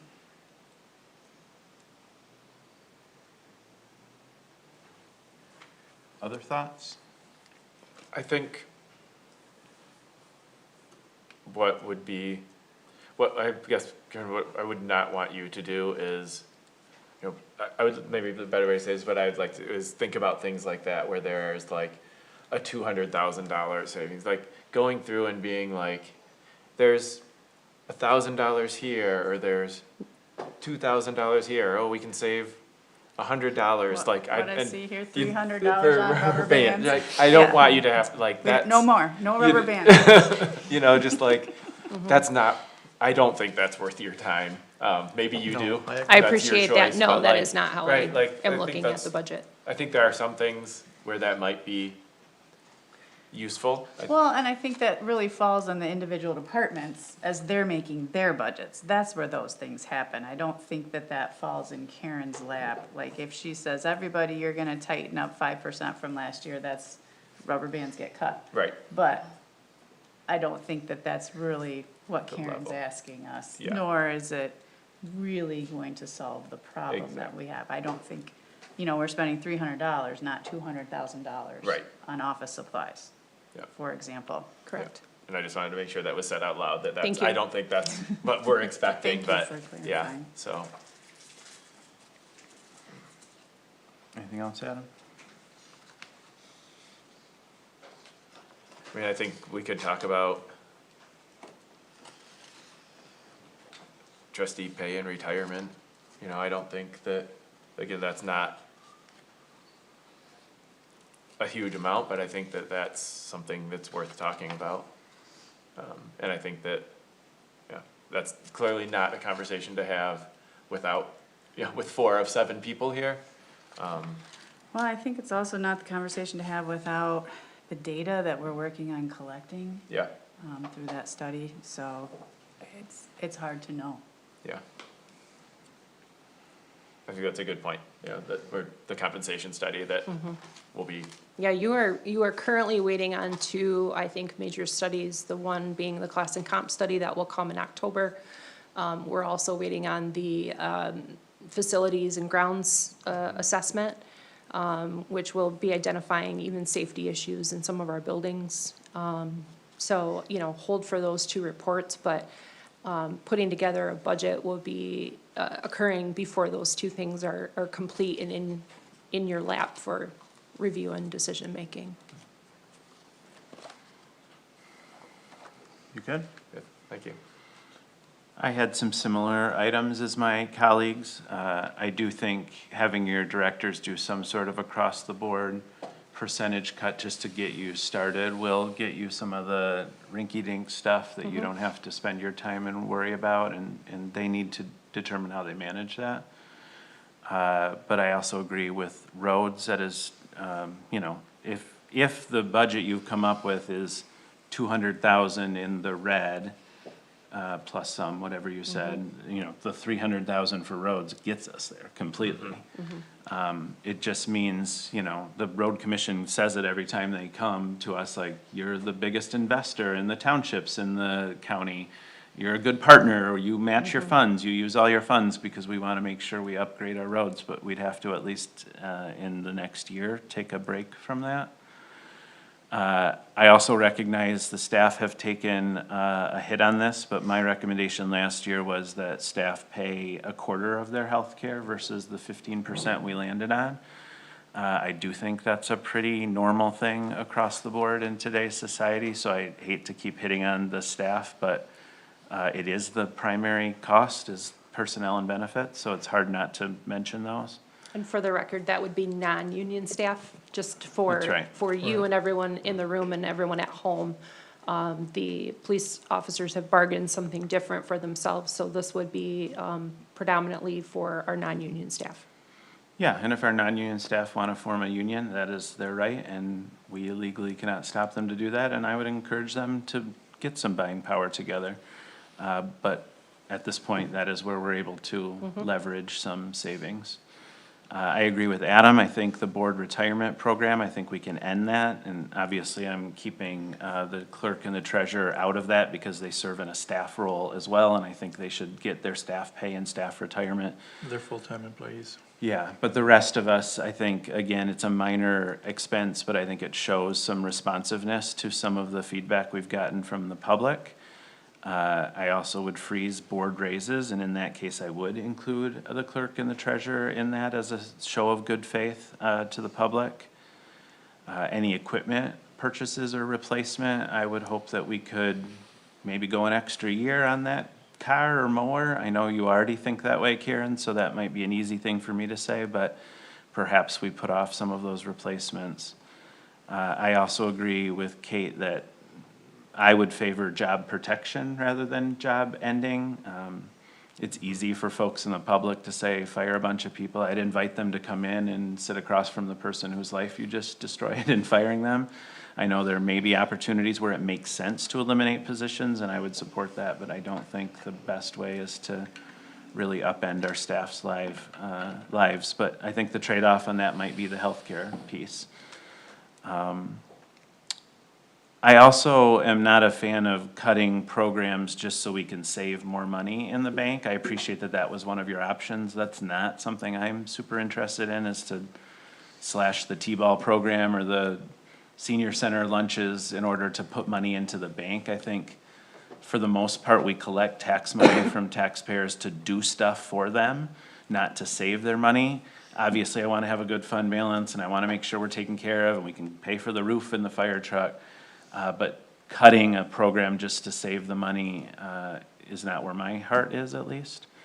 And then I think we could actually increase some spending around economic development, which would allow us to bring more activity into the township, which would be tax generating for the township. That wouldn't be off the backs of property taxes from our citizens. We'd have, you know, more businesses and larger builds that would pay more taxes. So we wouldn't need it from people who are homeowners. So that's the just sort of brief list that I made here. Again, I know you're gonna talk to and have been talking to the clerk and the treasurer and have a conversation with Sherry, but it does sound like there are some common themes between us. There's some a little bit of dissension between us as well, and hopefully your conversations with the other three can help you find some more guidance. Is this at all helpful? Is there more we can say, more we can do? Do you have clarifications you want to hear, particular things you were thinking in some of your budgets that you want some direct answers on? Yeah, so it is along the lines of what I was thinking, eliminating staff. There are a lot of departments that are departments of one. I'll appoint the planners here tonight. His department is a department of one, and then he works with some interns. So really, there's no place to cut in some departments. Where there are more staff people, we will look at those departments to be able to see if there might be cuts there that can be made. I think it overall as a strategy is a bad strategy, but I think if it's, I don't want to say sprinkled, because that is a word that minimizes the effect of what that would have. I think if it's combined with other strategies, it can be effective. But I do think that it needs to be on the table in order for me to say everything was on the table. I do feel as though there will be some, and I had mentioned this to you, Mr. Supervisor, when you put together a budget and say, you know, for instance, I'm going to eliminate Tom King Junk Day, people will come out and rally, or you talk about the senior center or recreation, people will come and rally for those things, but I think it will create some conversations in our community, and it's not to pit each other against each other. It's to look at the things that are on the table and what effect that would have on the bottom line. It is, I think all of us together need to take a look at those things and what value they provide, how that value can be improved, or does it need to be eliminated. So I think some of those conversations will need to be had. But the intention is not to create panic or pit people against each other. You can care about all of the things even if you don't use them or currently take advantage of them. So I do think there are some value propositions that we will have to have conversations around. And I'll just say my response to you when you said that, which I thought was very insightful, was that would be helpful to the board should people come out to say we don't want this cut or suggest we do want things cut. It is helpful to get that feedback. We always tend to get feedback after the fact. Correct. I know it's hard to come up to meetings and speak a public statement, and that isn't necessary. It's welcome, and we love that. But also emailing board members, calling board members, all of that information is out on our website for people to contact. And I think I speak on behalf of my colleagues when I say that feedback is helpful. If you think the senior center is the best place on earth, let us know that you don't want that cut. If you think it is extraneous and want it cut, let us know that too. Otherwise, we sort of are left to our own interests and our own feelings up here, and then make decisions and then hear feedback afterwards. So that open feedback from folks is really helpful. The other piece to this, which isn't as easy, at least in my mind, is the increase in revenue. As I mentioned, I thought we should invest in some economic development activity, but there are simple things like another marijuana license would bring us, 15 grand in the license and 60 grand in the tax revenue. I'm not advocating for that, but that, we have been asked in the past to have additional licenses. That's a way to increase tax revenue without increasing it on homeowners. And there's other things like that we could do throughout the revenue list that I see here that could be part of your proposal as well. What did we spend on Junk Day this year? 30 grand, but that doesn't include any staff time. Okay, so, all right, at least 30. Which I think it's helpful to have these types of conversations because junk day, we've always, and not that that's something, but I had no idea until we started having the conversation that was 30K plus staff How time. many roughly people came through? 300 for drop-offs, another additional 60 in pickups. Okay. So 30 grand for 360. What's that divide out to, Ryan? I was doing like a percentage of population who that engaged, and it's about 3% of Bath residents participated in that program. Thanks, Ryan. I'm always here with my calculator. $83 per person is what you were looking Yeah, for. that's about, it would be under 100, so. But for those that use it, it saves them hundreds of dollars. Well, sure, just thinking about what it would cost me to take 2 trailers of junk over to Granger. We just Yeah. rented Yeah. a small dumpster and rent it a was dumpster. 350 Right. bucks. Yeah. It was Exactly. not cheap at all. We just rented one, it was 800. Yeah. But like this is a great example, right? Like that's one of our most highly engaged programs. 360 people might not sound like a lot, but in terms of township programming, that's pretty high. But those are the tough decisions that we've got to make. But it's definitely an above and beyond thing. Like, do I want to live in a community that's not filled with junk? Yes. But at the same time, it's above and beyond. Yeah. What is typical? Yeah, I'm torn because what I read on Facebook is like Bath Township doesn't even offer any services, so why do I care if they take them away? But this is the type of thing, again, it's 3% of the township residents, so I get why it doesn't touch everybody, but it is a lot of people. It's a lot of people too.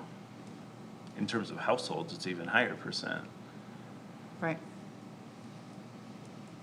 Other thoughts, other questions, other clarity you need from us? I don't expect this to be an easy process, so come September 1st, I hope that you're all able to dig into the document you're provided. It will be available publicly as it always is each year, but for you all to try to understand what's involved, I will probably add supplemental information to it because we generally have the all of you knowing internal operations, you may know that Miles is the only person in planning and zoning. To the public, they may not know that. So there probably will be some additional information that is not generally included with the budget, but may be helpful as an educational piece this year to include with that information. Yeah, and if we're being honest, Miles is leaving us for a job that pays better elsewhere. Correct. So when we say like, we won't have any staff left, that's not just, Kate's not being trite. We have staff who are already leaving for better paid, better benefits places. And that's, part of that is growth and development, and we are so proud of him and wish him well, but it is a real loss for us, and we'd like to retain as much talent as possible. So these aren't idle threats to scare people into voting for a millage. These are real things that are happening. And some, I would say, quite a bit of the public don't know that planning is required by statute, because we're a charter township. And that is some of the information that was on the website. I know that doesn't always equate into people finding that information, but there is a list of things that we can make cuts to. The list is much longer on the permissive side than it is on the mandatory side. So that information will come along with that budget. This is a mandated service, which would include elections or tax collection or things of that nature. So some of that information will be included as well. And one of the things you told me in one of our meetings is that ordinance compliance is not a statutory Correct. activity. So we've been having all these conversations about ordinance compliance and making sure we're doing it right and ethically and equitably. That could be something we don't do at all, even though we have ordinances that say X, Y, Z, Yeah. because it is not mandated by law. Correct. So, that's a helpful piece to get feedback from the public as well. It's, we're doing better at it, we're getting better at it, we're learning and we're listening, but folks could say, get rid of it. We don't let my neighbor be. Yeah. And conversely, I would think there'd be a lot of citizens that would say, no.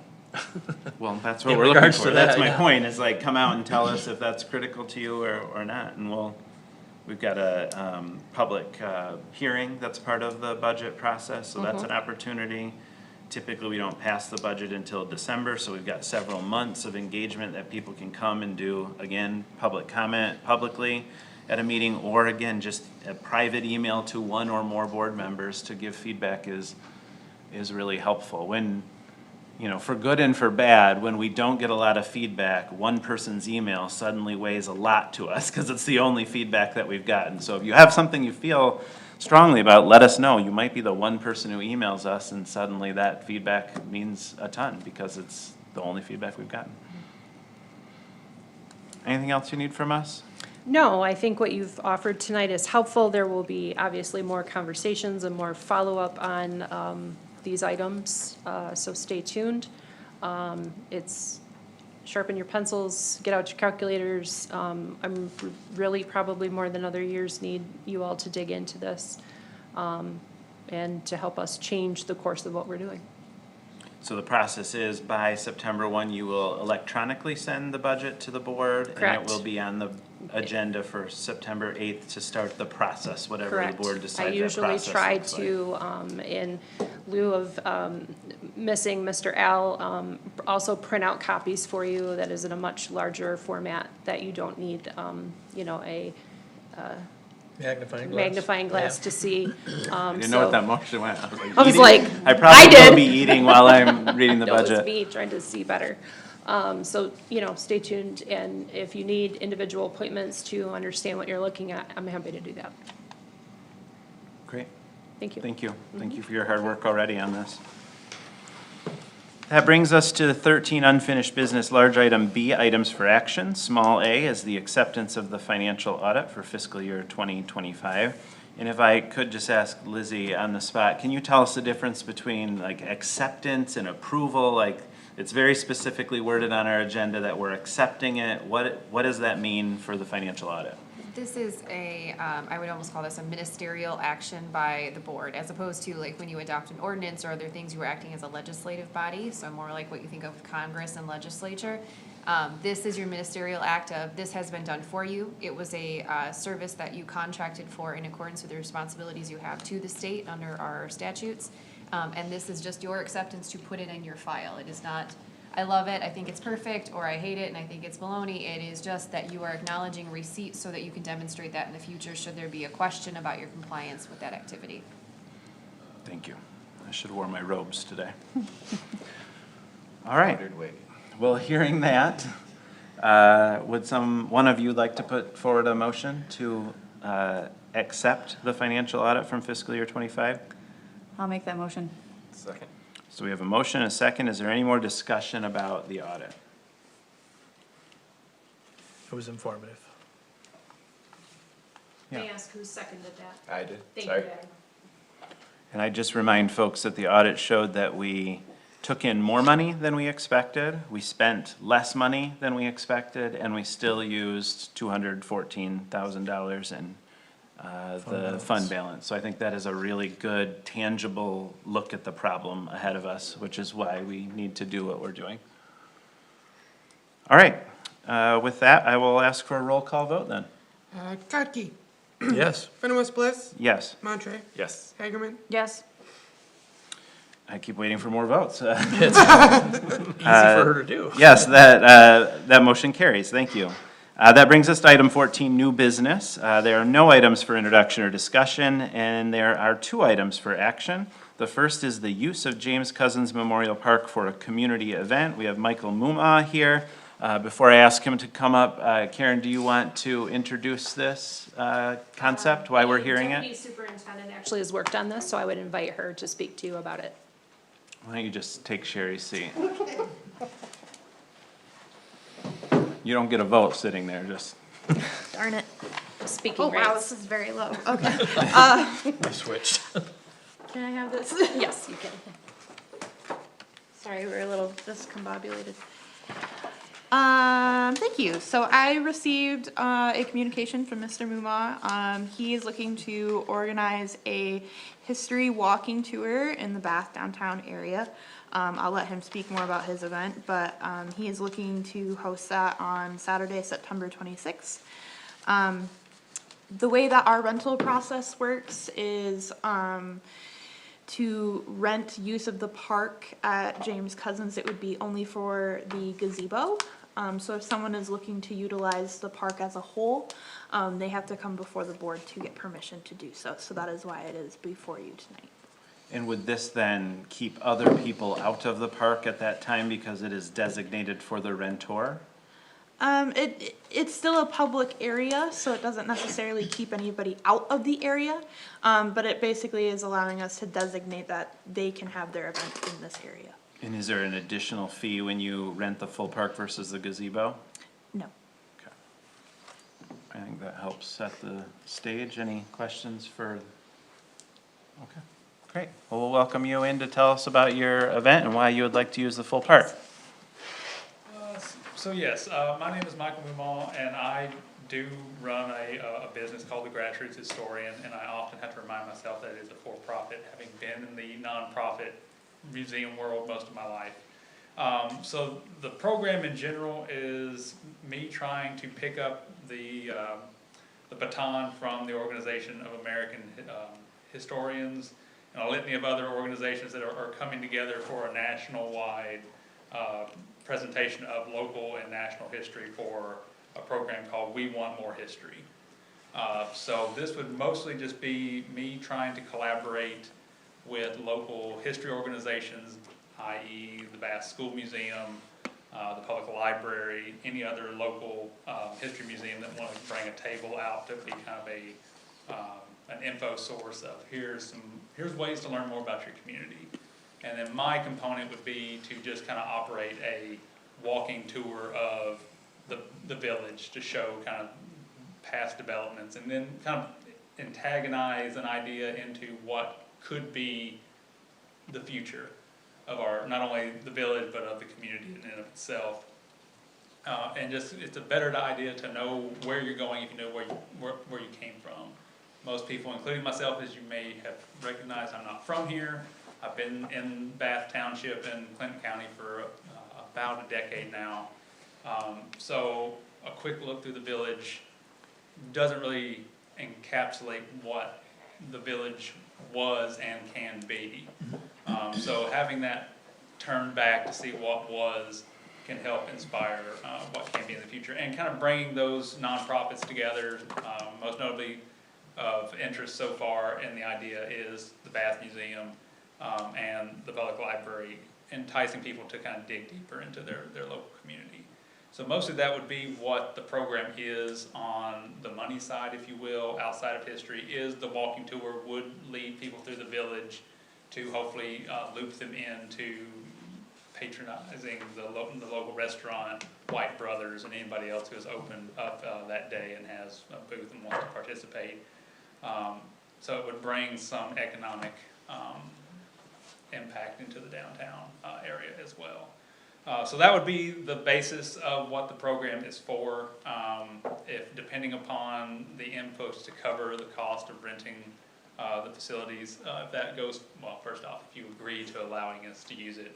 Second off, if we can pull the funds for the rental over, we would move forward with that. But that would be in general what it is. It's mostly just this is Bath, this is what we have been, this is what we want to be, and this is what you can learn from to make it a place you want it to be. Questions from? Who are you promoting this to? Well, it would be, I would lead kind of the main, once we get all the buy-in partners in, it would be to the general public. So it's going to be, I would advertise that through 517 Living, East Lansing Living, things of that nature, general public, as well as local history societies and things of that nature. Okay, thank you. Other questions? And is there, your for-profit, which is no problems there at all. So is there is this like a ticketed event? No, or? it would be free donations to the nonprofit vendors that are there. It would be tips to me if we're leaving the tour and things of that nature. But outside of that, it's an open air event. And you're thinking people would have like tents in the park?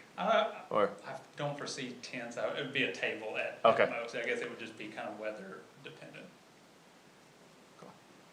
You're gambling on September 26th about what last that looks event like. in the That is true. It's always, It could be hotter than heck, it could be snowing. that is, it could be, all the tables may be nudged to the nearest tree line. Yes, that is always an outside gamble on outside events. Ray, do you have any questions? Are you gonna show them where the old train station used to be? Yes, in fact, I was just in the restaurant downtown, and one of the wait staff was telling me about a unique door in their basement, and I was like, oh, share some photos, and I'll cross-reference that with some historic buildings to see what that door was, and I was like, well, which building is it? She's like, oh, it's right there. I was like, oh, well, you're only about 3 lots away from the old rail station where it or still kind of gapped there in the right of way. So yeah, we'll talk about that, talk about where the grain elevator and things of that, and unfortunately, he left about Park Lake. We can always talk about the recreational activities that used to be out at Park Lake and things of that nature. Guess there used to be a brick making company where your subdivision is. Used to be a brick factory there. Interesting. Didn't know that, did you? No, I did not. I should go on the tour. Any other questions? Would anybody like to put forward an action? I'll make the motion to approve Michael Muma's request for James Cousins Memorial Park. On September 26th? On September 26th for the purposes of we want more history. Great. We have a motion. Is there a second? I'll second. We have a motion and a second. Is there further discussion? Karen, on the staff side, is there any concerns we should know about? No, actually, I would like to thank Mr. Muma for coming forward very prepared with what his proposal is and what his ask was. It makes staff's job much easier and much easier to bring it to the board and have swift action on it as well. So, thank you. All right. I think we can take a voice vote on this. Any other discussion? All right, all those in favor of approving the request for the use of Cousins Memorial Park on September 26th as a reservation, part of the rental, please say aye. Aye. Any opposed? That motion carries. Thank you very much. Enjoy the park and the history. Thank you.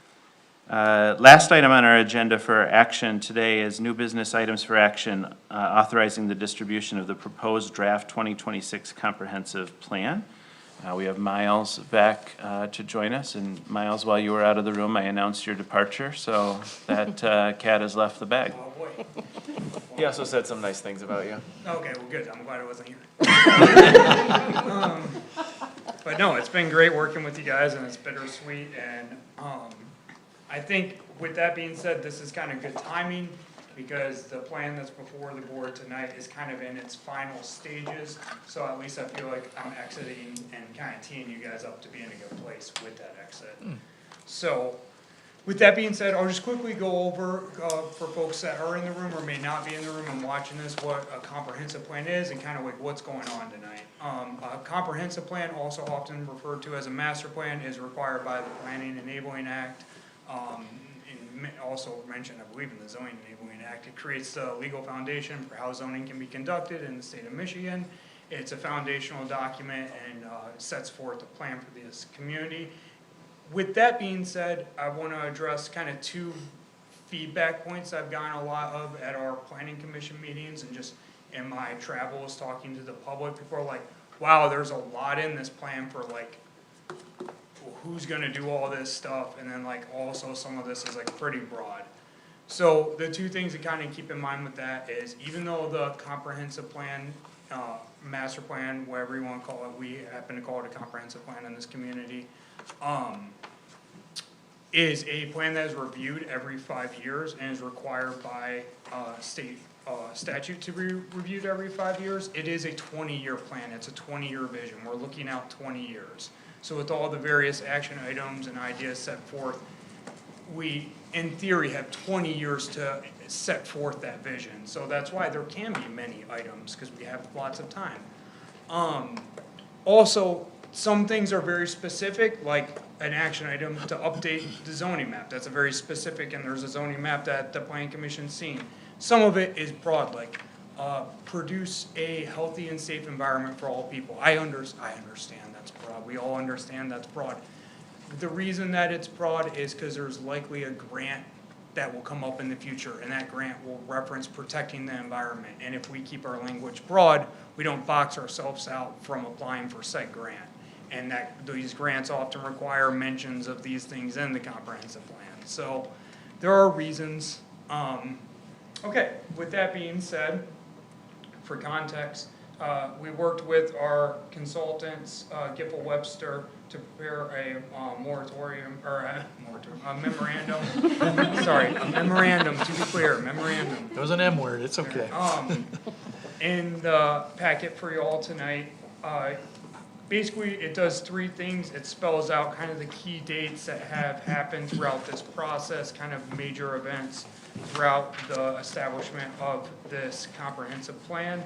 It mentions the goals that are in the comprehensive plan. And then it has a recommended motion for the board tonight. What myself, the planning commission, consultants are all seeking, and the planning commission has specifically recommended, is that the board allow their distribution of this comprehensive plan in this final draft state. This is also required by state statute as part of the process. It's a 63-day distribution process, so if the action was to be taken by the board tonight, tomorrow I will send out a bunch of emails to a bunch of folks, which include municipalities that border Bath Township and county governments that border Bath Township, which fortunately for us, we're in the corner, so there are many. And so we will have fun finding those people and emailing them. And then that process will go on for 63 days. Following that process, it speaks about in the memo here as well. It will come back to the planning commission with many recommended edits. They will look through those documents. They will look through those recommended edits. The plan will get kind of a one final cleanup, and then hopefully, or it could be two final cleanups, and we have time. And then it would come back before the board of trustees, well, hopefully with a recommendation from the planning commission for adoption. Are there any questions? So anyone can give feedback on this? Anyone can give, you do not have to be a local governing unit to give feedback. All feedback is encouraged. What would the best way be to give that feedback? Well, just reach out to planning staff, send an email. I always like a marked up copy. I always talk to the point, hey, just mark it up. Then you can say, and then there's proof that, no, like these words are the words you want. If you think something's too big, offer up a more specific language. But yeah, just reach out to staff. I would imagine the planning commissioners themselves will also be open to being reached out to. And they can get that message to staff if you don't have staff's contact. I know not everyone is super tech and internet savvy and old school and just wants to send a letter, which is fine. Whatever way you think is a good way to communicate and get your message to either planning commissioners or planning staff is a good way. Just a comment, I guess, as Miles mentioned, it's a 20-year plan, and the planning commission spent a lot of time in conversations about not just what does Bath Township look like now, or what might it look like in 5 years, but what would we want it to look like in 20 years, or what directions do we want it to move in 20 years, and that's where people may have some opinions and feedback, 100%. Is about sort of the areas that we, as the planning commission, really focused in on in terms of development or growth or not. You can take some time to look over the future land use maps, which help facilitate growth in specific areas or not. And desperately needed updating. And desperately needed updating. They were really outdated and somewhat confusing and too colorful. Yeah. There's too many. There were too many zones. We consolidated a lot of that, and it's always been an effort on the Bath Planning Department, Bath Planning Division, I guess we would say, to keep it simple, keep it understandable, understand that our target audience is the general public, not necessarily just policymakers. The document is lengthy. It's 262 pages with the appendix. The core plan itself is somewhere around high 70s, low 80s, but the appendix, it's got all the data and can get quite, there's a lot of cool, there's cool data in there, check it out. And also, this is the document that the planning commission and the board of trustees should use to help guide our decision-making process as we move into the future. For development, for locations where development might happen, this is the document that we can use to help us guide our decision-making. And if you remember from the data center training that we had last month, the instructor or the leader said that one of the first and best things that we can do to help prepare us for growth and development such as data centers and our opinions on where we should or should not have them if we were ever to get a proposal, and I want to be clear that we have not gotten any proposals for data centers. But she said your best tool in your toolbox to help that process is to have zoning and a comprehensive plan. So we're already ahead of the game when it comes to that. Yeah, and on that note, I think one big theme out of this plan is, because this plan does make projections in the future, what is the projected future population, where are projected growth nodes, is trying to thread the needle between economic development and maintaining kind of the rural character. And so like kind of the buzzword that's used in planning is sustainable development. And I think this plan does a good job of honing in on what sustainable development can look like for this community. Are there specific things in here you would point to that would be pertinent to the data center conversation? The future zoning is big, on that sustainability note. There's kind of two key things on the future land use map that are fundamental to kind of, I would say, are more on the protectionist end of the scale. If the scale is like full on, nothing ever changes protectionism, and the other end of the scale is like development no matter what. Those are the two extremes. This plan probably lands center protectionism side of that scale. The two main elements that are used, and this is common for municipalities and our makeup to use, is one, we have what is often referred to as an urban growth boundary, but in Bath Township's case, the word urban might not be appropriate, so we just call it a service growth boundary. That kind of limits where large industrial things can take place, and it holds it in one, it's about a third of the township, that southern third really. And from a data center point of view, that means that if we're talking about hyperscale data centers, which I think that is often what people are talking about, they want vast swaths of undeveloped land. Keeping that large industrial infrastructure development kind of in the southern tier of the township doesn't have a lot of large swaths of undeveloped land. And then also it's proposing the creation of a new half of the rural district, and that district would be called the residential rural district, which kind of is taking Bath into that next chapter. Like we're rural, we know we're rural up there in the north, but we have a lot of people living up there too now. It's not just farms like it used to be, and we need to realize that and create language for that reality that's now. That's helpful, thank you. Kate, I didn't mean to cut you off. Do you have other questions? No, I think to follow up with that, just to say that these maps and these plans give us the legal standing to make the decisions that we want to make as a planning commission and as a board, which I think some of the cases that we maybe have seen in other places in the state, they didn't have that. Yeah. And they sort of got caught. Well, Lizzie, you could speak to this more than me, but there are plenty of communities out there that they miss this 5-year window, and it can catch up to them. That's correct. I mean, ideally, right, your master plan is your objective, your long-term goal. This is the direction that we're heading in, which, as I think you both correctly said, is it's essentially to be used as guideposts. It doesn't mean you can't make a decision that is not envisioned in the document, but it does then signal you have to do a whole lot of work to explain why you're taking that step. Where communities have either missed entirely the obligation to have a master plan or do not regularly update it, then they are caught holding a 15 or 20-year-old plan that may not even recognize the current state of affairs in their township and have no goals for the future. And that leaves them vulnerable because we saw it with solar, we see it with data centers. It is an ongoing concern. We saw it before the marijuana businesses took off. You have to stay on top of the updating. Absent the updating, you're just hoping that whatever you did 10 or 15 years ago is still good, and that becomes harder to explain in a court of law. So it is, again, not the case that you would be somehow immediately, all of your zoning decisions are suspect, but you have a lot more work to do to make them workable and defensible to a court or to a challenging applicant.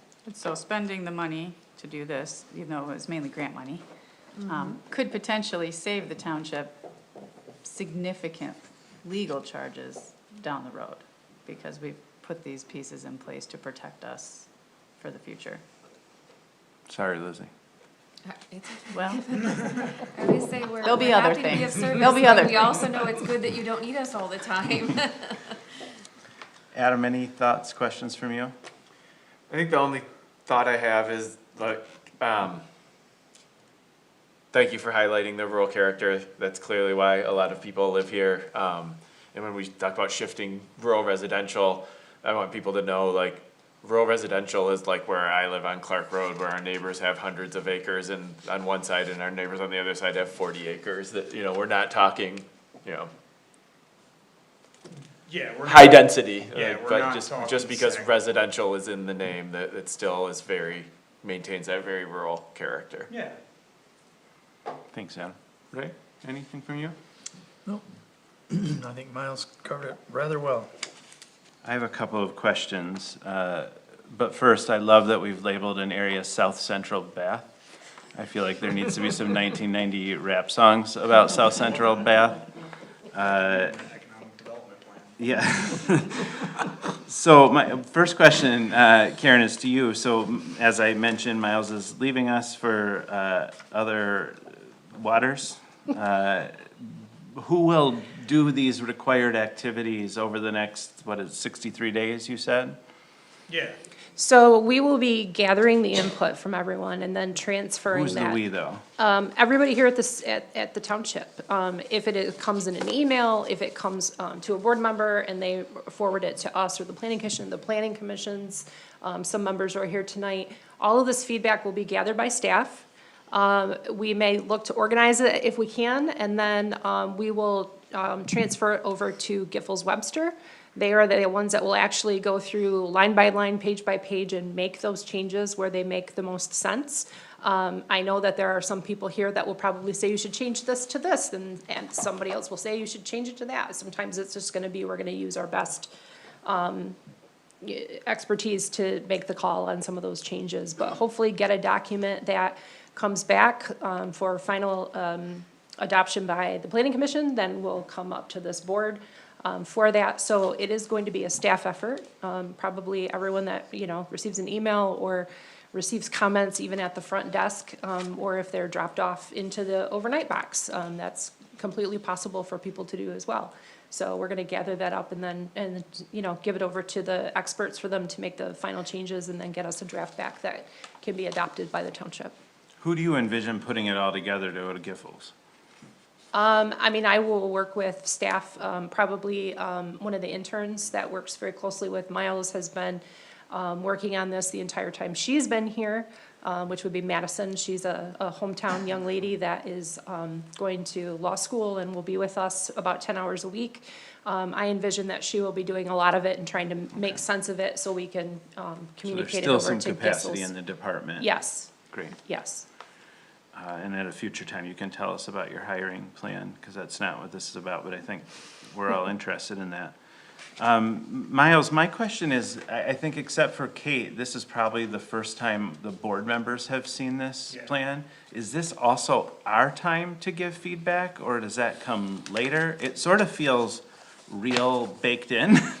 So if this is the plan we're gonna use to make decisions, it feels like my ability to influence it is somewhat limited, which maybe is the way it's supposed to be. I'm just trying to figure out a process here. No, I think as a board collectively, this probably isn't a time to collectively give input, but this 63-day period is your time to give input. As an individual. As an individual representing the board, as an individual of the community, you can give it. Okay. And you should give it during that 63-day Okay. period. That's really helpful, and I think you may want to reiterate that with board members, since we're short people, that we should take the next 63 days to read this individually and give feedback to. If I may, folks. there were also public events that many of the board members attended, and I know because I was in attendance with some of them, for some of the exercises of what do you want to see more of in the community. There were some statements, some value propositions on boards, and we were able to apply stickers to them. I've attended some different activities with some of the board members. So I do think Ray, Sherry, I know Jennifer and I attended one. I'm not sure that Brenda did, but I could completely be missing her. But definitely some were very involved with the process as it moved through the different phases. But in terms of like seeing it all put together? All put together, yes. This Okay. is probably your first look. Great, that's very helpful, thank you. That's all my questions. Any other questions or comments about this? So there's a recommended motion in the memo, if someone wants to make that. Of course, you do not have to use the recommended motion, but I think they're looking for action on this tonight. Yes. I'll make a motion to authorize distribution of the proposed draft 2026 comprehensive plan. Second. We have a motion and a second. Is there further discussion? I do like that we call it, Miles, the comprehensive plan. The use of master plan is sort of an outdated term, so I like that through an equity lens. Well, this seems like a roll call vote. Would you like to make the honors? Montri, Yes. Hagerman, Yes? Kotke, Yep. Fewins-Bliss. Yes. That motion carries, so we will move forward with that plan. That ends the business of the Township Board tonight on the agenda. We do have the superintendent's report, item 15. Thank you. Take it away, Madam Yeah, Superintendent. he just keeps leaving when we're trying to talk about him. Miles He was. can feel it coming. Was very generous and provided the township with 30 days' notice for us to transition some of his responsibilities to different staff members, myself included. Met with the planning commission, I think it was last week.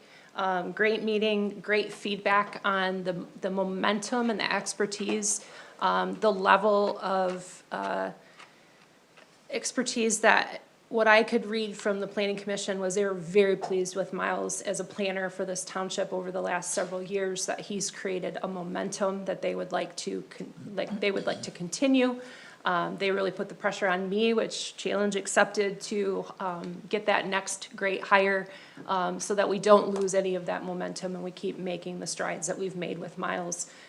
He's been great at updating ordinances, fees. He really has not backed away from any challenge in improving the Bath Township planning and zoning. So they're very pleased with that. They hope that continues. I echo that as well. I hope that continues too. There is a posting out on our website. We have advertised it in several professional, the Michigan Planning Association, MML, MTA, all the places that you would put a posting like that out there for people in the municipal field to find. At this time, last week, I checked, I think there were 4 candidates, some that had never even worked in planning. So we will keep that open until it is filled. I have received some great offers to help interview. I look forward to that time when we're setting up interviews and looking to hopefully find someone to keep that momentum going. I don't know when that'll be. We'll just continue to monitor the applications as they come in. If we see a great candidate, we're going to set up an interview. If we have a couple of great candidates, we'll set that up so people can participate in that, hopefully all at the same time, and people aren't away from work for too long. Because I know many people, have their day jobs and then help us in their spare time. So we'll try to make that conducive to their schedules. So in the meantime, I think there will be a meeting with myself and the interns with Miles to get a read on what is in process, what needs to be finished, kind of where we are with all things planning and zoning, and then maybe some higher level meetings with Trustee Hagerman, myself, probably the chair of the Planning Commission, to just see where we can assist the Planning Commission as they move through their work, and what their expectations are of staff as we do that without a planner. So we will we'll be doing that. Right now, the most important thing, we are planning a potluck to see Miles off, something that staff really enjoys when we send somebody off into the world without us, just a chance to say goodbye and thank you for all of your contributions. So that'll be something that we will invite people to as we say goodbye to Miles, but we have a couple weeks still. This week, I think this week and next week before he leaves us. But definitely something that has people talking, so we'll continue through that. Can I ask a question? Sure, jump in. Since it seems like we might be without a planner for a while based on the response we're getting to the posting, is there a need to contract services? I Is am- there- I am I'm really looking at worried that. that, especially you taking on tasks, I work Yeah. very closely with you. You don't have the capacity to take on That's correct. tasks. I work closely with Taylor. She doesn't have the capacity Yeah, to do that. we are looking at those options. So I want to make sure we also don't burn folks out. I'm all for like, we're all going to pitch in for a short term, but it feels like maybe this might be a little longer bit term. mid to long term. We will see what we can do with contract assistance. We are looking into that and are waiting for some information back from our request. So we will continue to look at that and bring options to the board if that means contracting for 3 months, 6 months. We'll see what that looks like, but you'll be kept apprised of that as we move through that process. And maybe the interns need a few more hours or something. Correct. I think, Yeah. you know, there'll be some savings in the lack of payroll here, but also this is one of the most active departments Correct. we have, and again, critically important, statutory in nature. Agreed. I want to make sure you all have the support you need. And I appreciate that. If anybody We are disagrees looking with at me, that. feel free to voice that. But we want to make sure the ship still goes and the buildings are still built. Agreed, very much so. So some of the studies that I mentioned to you earlier, the class and compensation study, as well as the facilities and ground studies, the assessments are currently being conducted. They require staff time, so different members of staff are assisting the contractors with that work. Right now in class and comp, people are reviewing their position descriptions and submitting the work that they actually do, making sure the work they're doing aligns with their position description, so that we can get comparable positions that we're looking at for those pay numbers and benefits numbers. So there's still work to be done even though they are with a contractor, so we'll continue that. Developments continue to come in. It's really exciting. You heard Miles tonight talk about Daryl Kessler and the Ann Drive development. We are waiting to get updated details so that we can submit the Part 41 sewer permitting. That is something that comes through my office with our engineering firm, Prine and Newhoff.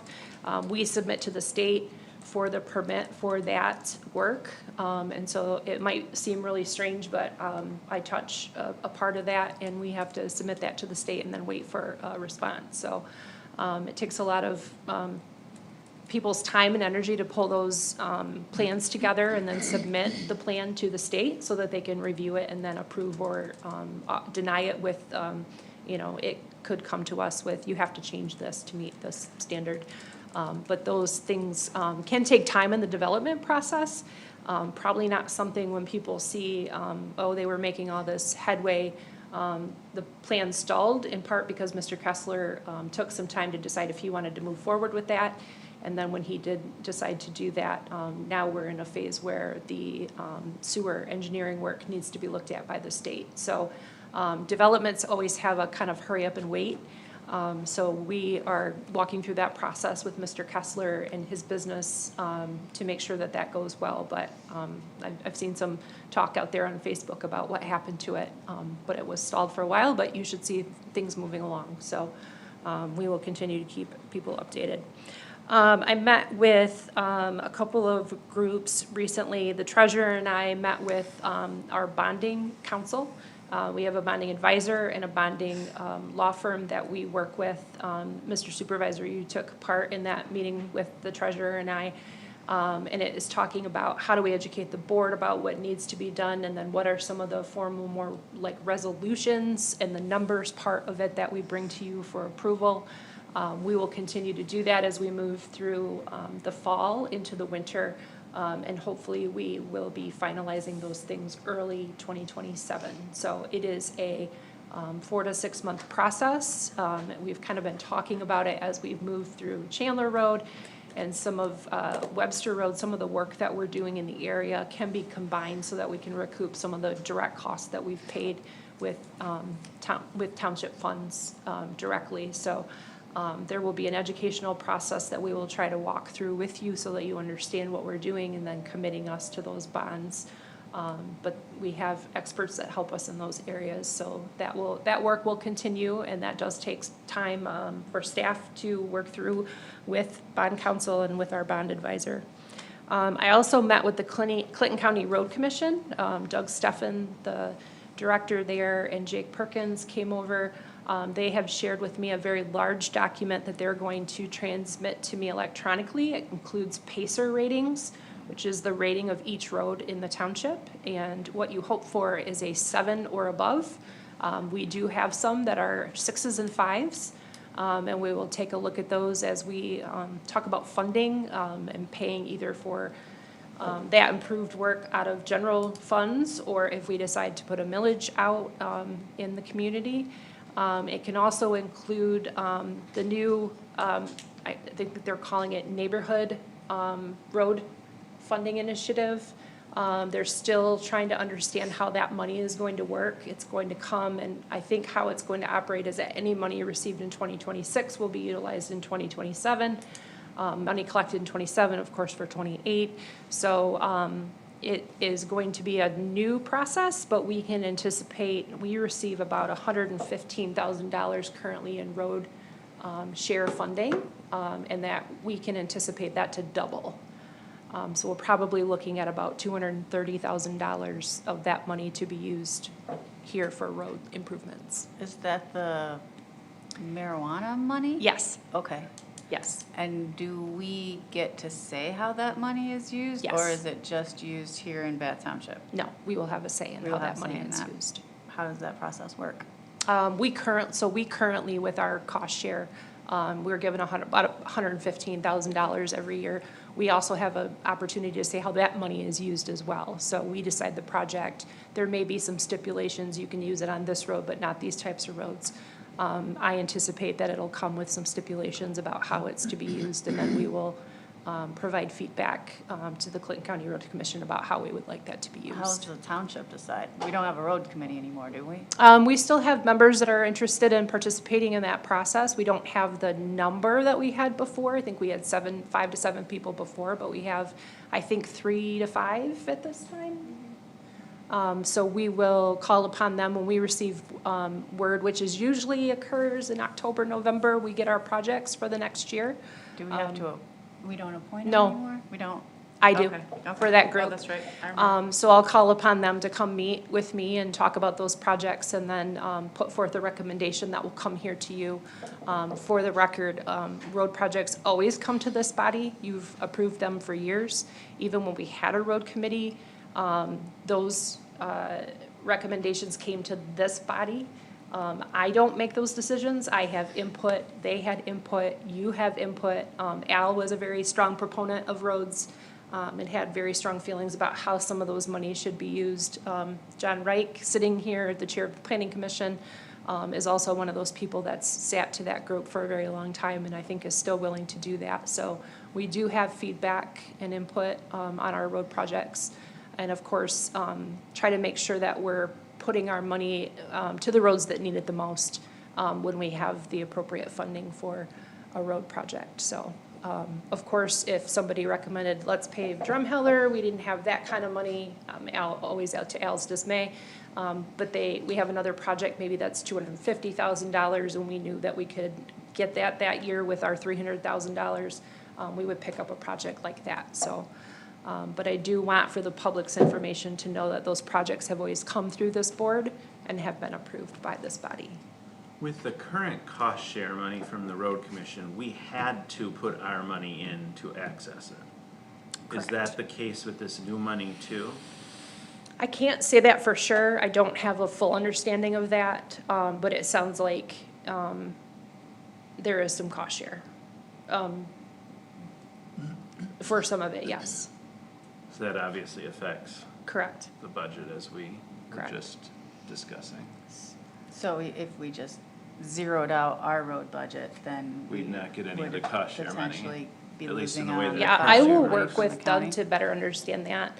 I don't fully understand the new program or how it's working, and it sounds like it changes frequently from their perspective about how they're going to deal with it. I think they're sitting back and watching some other areas and how they plan to deal with it. I think it'll be a trial and error of some degree. about starting up this new program and utilizing it effectively, so. And it was my we'll stay understanding, tuned.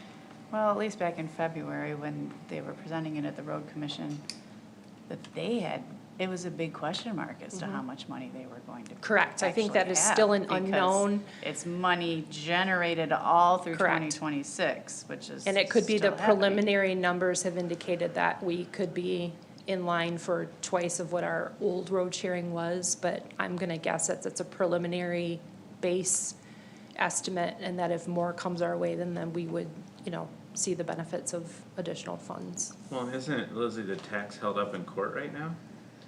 Unfortunately, I don't know that off the top of my head. I would have to take a look. Don't you know everything that has to do with court? Aren't you involved in every case? Ever striving. Perfection is an asymptote, Supervisor, if you would, so I cannot. That was my understanding, was that the marijuana industry was pushing back and saying you don't have a constitutional authority to leverage it, let alone give it out and distribute it and let us know how much it was gonna be. But I could be wrong, maybe that's worked I its could way ask through. Doug for an update on that. We talked in terms of as if it was moving forward and we could anticipate it coming in. Yeah, I mean, I think legally until a court says you're right, we move forward, but am I right in the assumption about the cost share funds right now? Like if they have 115,000, we couldn't use that 115,000 without putting any money in? Correct. We couldn't say like, We we're knew- gonna do zero, we're gonna. That's why it was called cost share. Yeah, I just wanna clarify for folks that, Yeah, We're and gonna have sometimes to budget some different money in order to program leverage money some comes money. with different stipulations. We have some money coming our way from a TAP grant that we're hoping to use on Park Lake Road next year. There is a 20% match, but you cannot use that on engineering. Engineering has to be completely separate. So sometimes those different programs, CMAC, the TAP program, come with different stipulations about how you can use the money and what you can use it on, so. and that does sort of change the perspective on the budget. On that note, September 22nd here, we're hosting the Clinton County Township Association. And Doug always gives a very, very comprehensive presentation. Good So point. I would encourage everyone here to attend, seeing as how it's in our hometown. I'm gonna cross that off my board member comment. Just got it. You had more, I'm sorry. Yeah, no, you're fine. I appreciate the dialogue. And then lastly, but not least, is it's budget season. It's always, and it's coming upon the last quarter of the year. So I'll be meeting with department heads to discuss projects that are underway, projects that are, due to be finished anytime soon, and then anything that needs to be completed by the end of the year. So it is a busy and interesting time. Movement into fall, changes the season, but it doesn't really change the work that needs to be done. Everybody's hustling day in and day out, and I feel good about what our staff has accomplished in this year and the last couple of years. So I hope you agree with that. I think we have made it through all of the department updates except possibly Ben Zeeb, DPW and Parks. So you could anticipate seeing him again, and then of course you'll see police and fire again. But now I think you've seen all of the staff have come and given you updates, and we'll be planning that same thing for next year. So we hope to continue to be informative for you in our day-to-day operations, and if we can answer questions or cover something that maybe not everybody understands, happy to do that as well. We met with new trustee Montri last week, the deputy superintendent and I. It was a very fruitful conversation, some really great questions asked, and helps us craft a framework for new board member orientation as we move towards 2028. We have not had a formal program in the past of orientating board members, but that is something that we hope to undertake, and unfortunately, he gets to be our guinea pig. Fortunately, unfortunately, I guess for him. But he's been asking some great questions, really been helping us understand someone that has been in and around the township and worked on the township's behalf in the past. What does he know or doesn't he know about day-to-day operations? And so kind of not a blank slate, but also coming from a place of knowing some things but not others. So it's been highly informative, and I hope that we'll continue that work with the trustee as he gets more familiar with what's going on. Thoughts, questions, concerns, comments?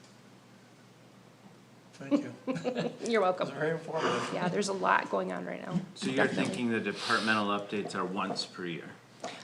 You've seen police and fire quarterly. Okay. If there are others, you met with Bath Fest a couple of times previous and prior to Bath Fest, before and after Bath Fest. If there are some that you would like to see more frequently, you saw the building department, at which time we were also looking at a new contract. But, you know, in the future, that data will come to you in a different way. You won't be looking at a contract with it. You'll be receiving an update from Nick Hack, the building official. So I'm always open to suggestions and changes. So I'm happy to provide that information to you and to the public any way that you find it helpful and I guess digestible.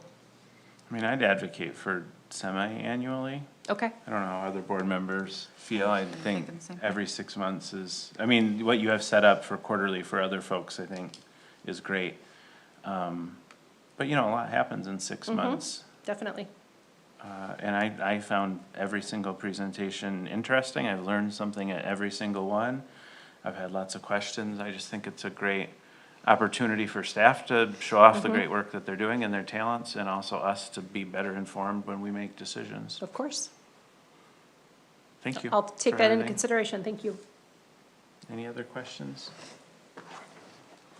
All right, that brings us to item 16, which is public statement 2. Those in the room who'd like to say something to the board about township business, you've got 3 minutes on any topic. Help yourself up to the lectern, introduce yourself, and watch your 3 minutes start on the screen in front of you. It literally means helping myself up to the lectern. Jack Phillips, Hunter Road. I want to start by saying I really appreciate your conversation this evening, because it caused me to probably in some way amend some of the comments I was going to make tonight. Maybe brought a little more clarity to it, so I really appreciate that. There are a lot of people out there, and I'm sure some of you had some similar thoughts about after the millage proposal went down, like, how did this happen? Which really was interesting to me because there wasn't a lot of fanfare. There were no signs out there. There was a slight uptick in social media, but that was about it. But yet, it was pretty clear what the voters felt. It was the dissatisfied electorate talking to each other, talking in their kitchens, talking in their pole barns, talking in their basements, going over and talking to friends they hadn't talked to in a long time. So I guess I can say, congratulations, you got people's attention. And it's important to keep being transparent. You're just saying you will. But I hear lately a lot about how things are so hard and tough now, how the times are tough, you know, worse than they've ever been. There's some unnoticed external force that have dropped themselves totally upon an unsuspecting township to make all this happen. And the reality is, we are the times. You are the times, we are the times. We create the times that they are. And we can work together to improve those or to let them get worse. And there's a sense, a little bit, that the time for deciding who's to blame is over. Now's the time for accepting what's at hand before you. A lot of people have a sense and a feeling, which is mine also, you kind of went for the easy, convenient, low-effort solution with that quick 1.4 mil. And you're now trying to distance yourselves from the fallout of a very poorly planned strategy. It was clear you really didn't want that choice, because when the vote came up, the silence was deafening. Nobody wanted to make that motion. Everybody sat there on their hands like, we really don't want this. But then when somebody finally made the motion, there was a very collective sigh of relief, and all of you voted for it. Even though the sense was so palpable that you really weren't into this, you went and voted for it anyway, which I totally don't understand. And then at the special board meeting I wanted to attend, but I couldn't. Plan B was unveiled, which, you know, it was completely predictable to me which direction this would go in. That shouldn't have come as a surprise to anybody. But it was disheartening to me to hear from a board member that the 1 mil proposal did not pass. Your default position was to assess a 3 mil road millage as stated, which could be done without a vote of the people, which I thought immediately, that's not really true. That can't happen. I know my 3 minutes are up. I got a couple more words. If you grant me just a bit of time, if you don't, I understand. That's the majority of what I wanted to say, but I just want you to think about when comments like that are made, that's still out there. That's still out there in the public. If people don't vote 1 mil, we're just gonna say, the hell with you, we'll just do what we want and we'll push a 3 mil road millage down your throat, which you can't do, I don't believe. But that's still out there. That should be clarified somehow. So I appreciate the time and I appreciate your comments tonight. Thank you. Thanks, Jack. I saw some other folks looking.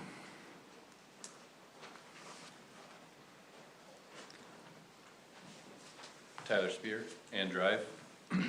Good evening. I've been coming before this board for months regarding ordinance enforcement. I filed FOIA requests, met with township staff, reviewed enforcement records, and repeatedly asked for explanations. At this point, my concern is no longer one property. It is whether Bath Township has a consistent, transparent, and properly documented system for enforcing the ordinances residents are expected to follow. When these ordinances were enforced against me, I received a formal letter giving me 30 days to comply. I did. The Chandler Road violation was documented in January. Months of extensions and non-compliance followed. Then on July 20th, this board announced that enforcement would move forward. Yet today, there's still no apparent enforcement action resulting from that decision.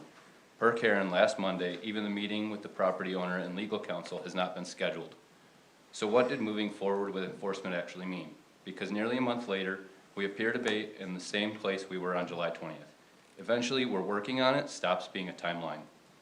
And when I've asked why this property has been handled so differently, the explanation I keep hearing is its history of non-compliance. But that still doesn't explain why the normal enforcement process wasn't followed. If anything, a history of non-compliance makes extension after extension even harder to understand. Simply following the established policy would have avoided much of the concern. I'm not asking for stronger enforcement, I'm asking for consistency.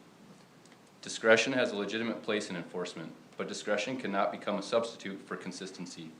When it results in different timelines, procedures, and undocumented decisions, the public deserves to understand why. Then there's documentation.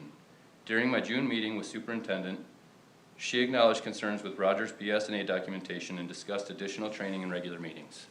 Last week, a FOIA showed this enforcement file for Chandler Road still contains no documented activity after May 20th, despite legal involvement and this board's July 20th determination. I also received a FOIA estimate regarding 2 properties I complained about. Both remain out of compliance today, yet the township estimated 5 hours just to locate their enforcement records because, quote, physical filing cabinets need to be searched. That should be a red flag to this board. These aren't decades-old records. These are 2 active ordinance complaints from less than a year ago.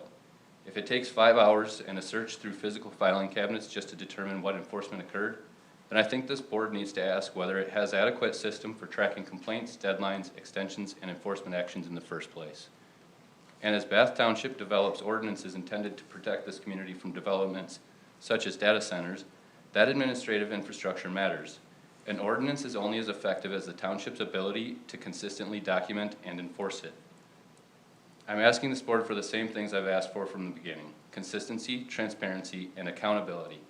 Establish a clear standard, follow it, document it, and when you deviate from it, have a good reason as to why. Thank you. Thanks, Tyler. Anyone else like to address the board tonight? Jason Omrigi, Clace Road. I don't have prepared comments, so I'll probably bumble through this. But the first 2 commenters really laid a great foundation. So I'll first build off of Jack's comments. I feel a lot of the same way. I provided some pretty candid feedback during the last planning commission on this. But even listening to tonight's conversation about the millage, I mean, there's some red flags, at least to me. And now I'm assuming positive intent, so maybe, I'm either misinterpreting or, there was, things weren't quite thought through. I heard Trustee Kotke talk about staff cuts as a possibility. That was, didn't get much traction. There was some discussion about one-off, one-person departments and what happens if we eliminate a one-person departments. Not much discussion about larger units where there's more FTE. But the other two things that were brought up, one was let's stop paying road maintenance. And then the second one was let's stop enforcing ordinances since these are not. Now, I don't have data in front of me, but I'm assuming that disinvesting from those investments actually creates much further damage financially to the township. Roads, for example. I live on a dirt road. I know that $65,000 or $67,000 goes to chloriding of the roads. You don't chloride the roads fly off into the dust. When it's a nuisance for residents, but the costs compound over time. Same thing with milling and filling and other road maintenance. And so you save $300,000 in 1 year, and then you have like a $700,000 problem like 3 years down the road. But what it sounded like to me was that proposing that was more of a gambit. If we don't fund that, then we force the issue and cause residents to feel compelled to approve a road millage, right? I'm not saying that that was the intent, but that's how it came across to me. And I do worry if that may have come across to other community members. Ordinance enforcement, I mean, you see here what happens when you don't do that consistently. And he's absolutely correct. We don't enforce our ordinance consistently. I know this because I'm a planning commission member. I've been a planning commission member for 10 years. We work very hard at trying to be very smart about what we put in our ordinances. You stop enforcing that, what's going to happen? Property values decline. What happens when property values decline? Taxes go down, your revenue goes down. So, I don't know. I mean, those two options seem like the worst two options to throw at the table when you have a superintendent who is trying to get legitimate feedback from the board. Thank you. Thanks, Jason. Anyone else want to address the board? Sorry. That's too long. Judy Gardy, Park Lake Road. First of all, we're having a concert tomorrow night. It's going to be absolutely fantastic. We can't seem to get it on the billboard, but this band has performed locally. They're very, very popular. They're called Shut Down. The concert starts at 6:30, but we'll have food trucks down there at 5, one food truck. So I hope you'll all come. And it's been great to have the township support for these concerts. We've had 3 this summer. The township has supported and Friends of Park Lake has hosted, and that's been really fun. But the reason I'm up here is to ask where we are in the process of appointing citizens groups. Tonight I heard a lot of discussion about budget cuts and program priorities and services and programs and how you're going to make those decisions, but in the past we've always had citizens groups that helped us with that. Senior Services Advisory Board, Park Lake Advisory Board, Rec Committee. We don't have those, and I think that we're missing that voice. And every week in the Friday report, Taylor, you write, we're still looking for applicants for these committees. I think it would be helpful to say the committee would, we're looking for a citizens group of 7, and we have 5 applicants. We're still looking for 2 more. It would be a little bit more encouraging for people to know, how close we are. And my question would be, if we have a committee of 7 designated by maybe you, I don't know, and we have 5 applicants, but that would still be a quorum. Can't we start to meet? I mean, I live on Park Lake, and I have concerns about Park Lake, and I want to talk about Park Lake, and I want to move forward with some of the issues that I think are really important, but I don't have a citizens group that I can go to. And lastly, I know I only have 1 minute left, but today when I was looking at the website, which is very difficult to use, I saw Al Rosecrans' name still on there many times, and I really think that should be changed. But Kate, I saw a request for proposal for $41,000 for several art projects, one which would be at James Cousins Park. And it said very clearly that the art committee, the commemorative art committee, would be reviewing those proposals, but do we have a commemorative art committee yet? We do? I mean, it says in the Friday report, we're still looking for members. So, I mean, I just think that we as a community, the people who live around here, who elected you, still feel it's important to have a voice at the table. And I think that that comes through these citizens groups, and I'm really disappointed that we don't have them, and I'd like to see us move forward on that. Thank you. Thanks, Judy. Anyone else want to address the board tonight? All right, seeing none, we'll close public statement 2 and open for board member comments. Kate, can we start with you? Again? Sorry. No, it is your turn. Oh, all right. I will start by asking a question for the staff.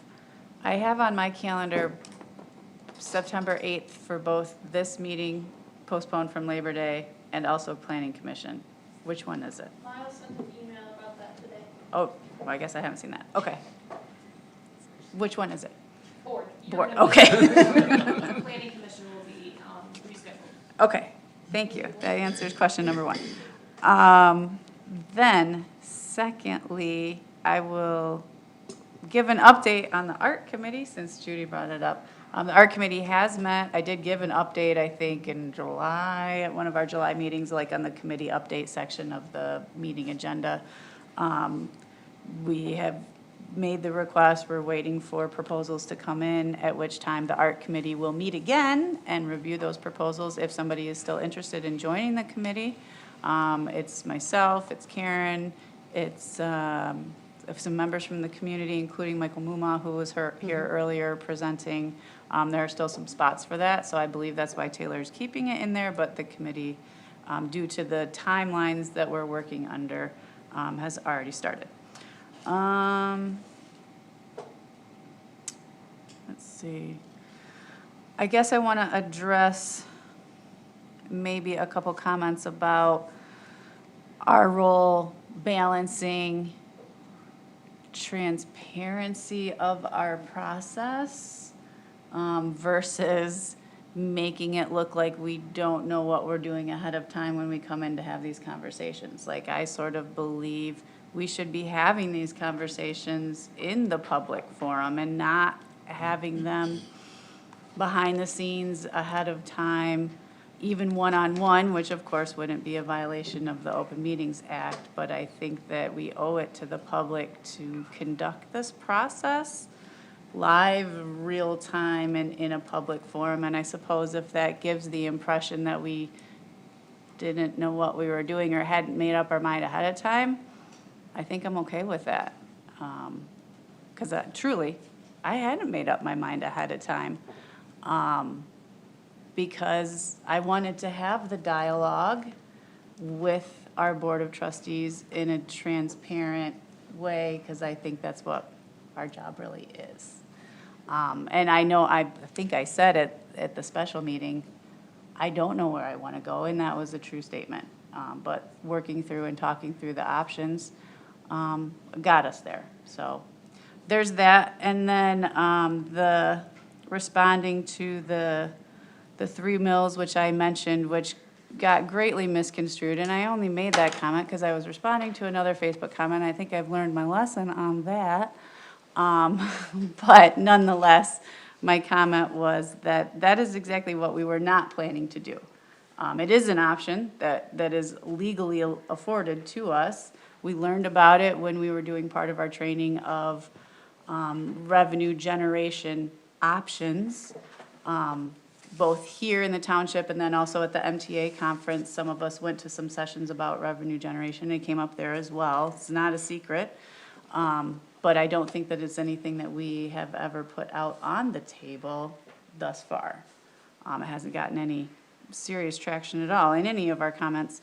And though maybe people might have misconstrued what I said, or if you just watched a small clip of the meeting with no context beforehand, then it might have given that impression. But I was trying to say that's what we're not doing, because that's what we're not doing.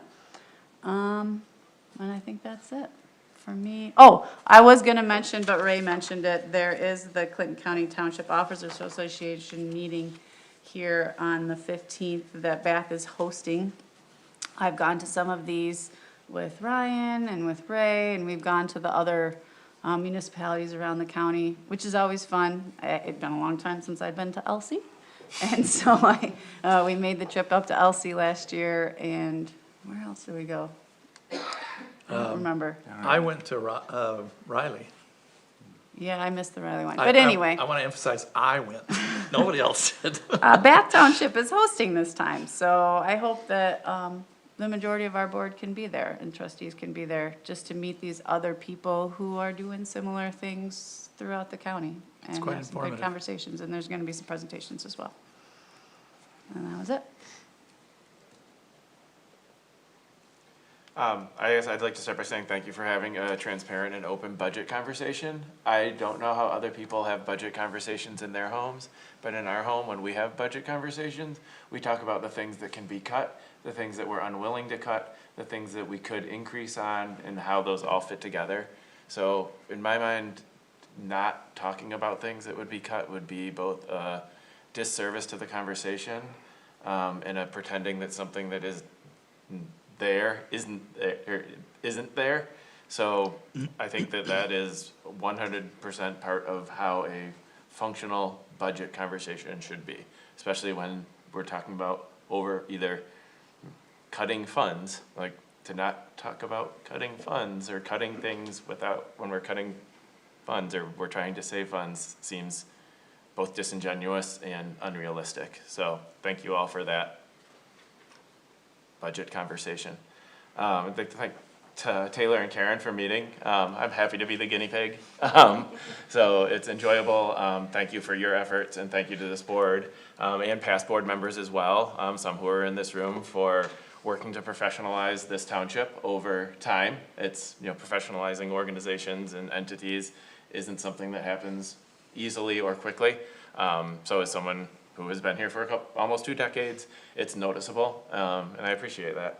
So, and then stay tuned for bathtub race day. So, Thanks, Adam. I have a couple of board comments. The first, I appreciate Jack's comments. Hopefully, if folks watch the special meeting, they heard me say this over and over again. I think this was a millage loss on our inability to communicate to the public, educate the public, put a compelling message forward to the public. And in that light, we have heard lots of feedback on that tonight and previously. So right before this meeting, a small subgroup of board members gathered, not all board members, because we're not allowed to do that, to talk about some of the ideas about what we could do to better communicate that message of why this is necessary and the history and what might be cut and what we're doing currently. We heard feedback on all of that. People want all of that, more information about it all. I'll be following up with the board members who were not in that group to get their feedback on that individually again, following all appropriate laws, but to make sure we've got some voices on the table for how we help our public understand the situation that we're in. So I wanted you to know we're working on that. I really want to shout out to the Facebook folks who are constantly talking about this in the community. I appreciate that we've gotten people's attention. I think Jack is very right about that. People are clearly talking about that. I think that's a really positive thing when it's done in a positive way. The name calling obviously isn't helpful, but I do want to encourage folks to take their thoughts from Facebook and also send them into us. We can't monitor Facebook. Some of us, for our own mental health, aren't on Facebook. And some of these suggestions are very reasonable about cuts or about ideas or about communication. But it's really helpful, instead of just posting them in a community forum. Again, I'm not asking folks not to do that. I think that's good. But also send them our way so we get them in official ways, so we've got them, people can FOIA them and see that they've been recommended. That is really, really helpful. and help sort of lift up the actual ideas above the name calling. I can't speak for my colleagues, but threatening to recall us is not a threat that gets anywhere, to at least me. This is not my job. This is not how I pay for my children's food. You know, giving me more time back with my family would be a gift, not a punishment. That's not going to get you attention to your issue. Threatening to bring guns to the meeting is also not going to get our attention. Let me take that back. That did get our attention. It get Chief of Police's attention. It's not going to get our attention to do what you want us to do.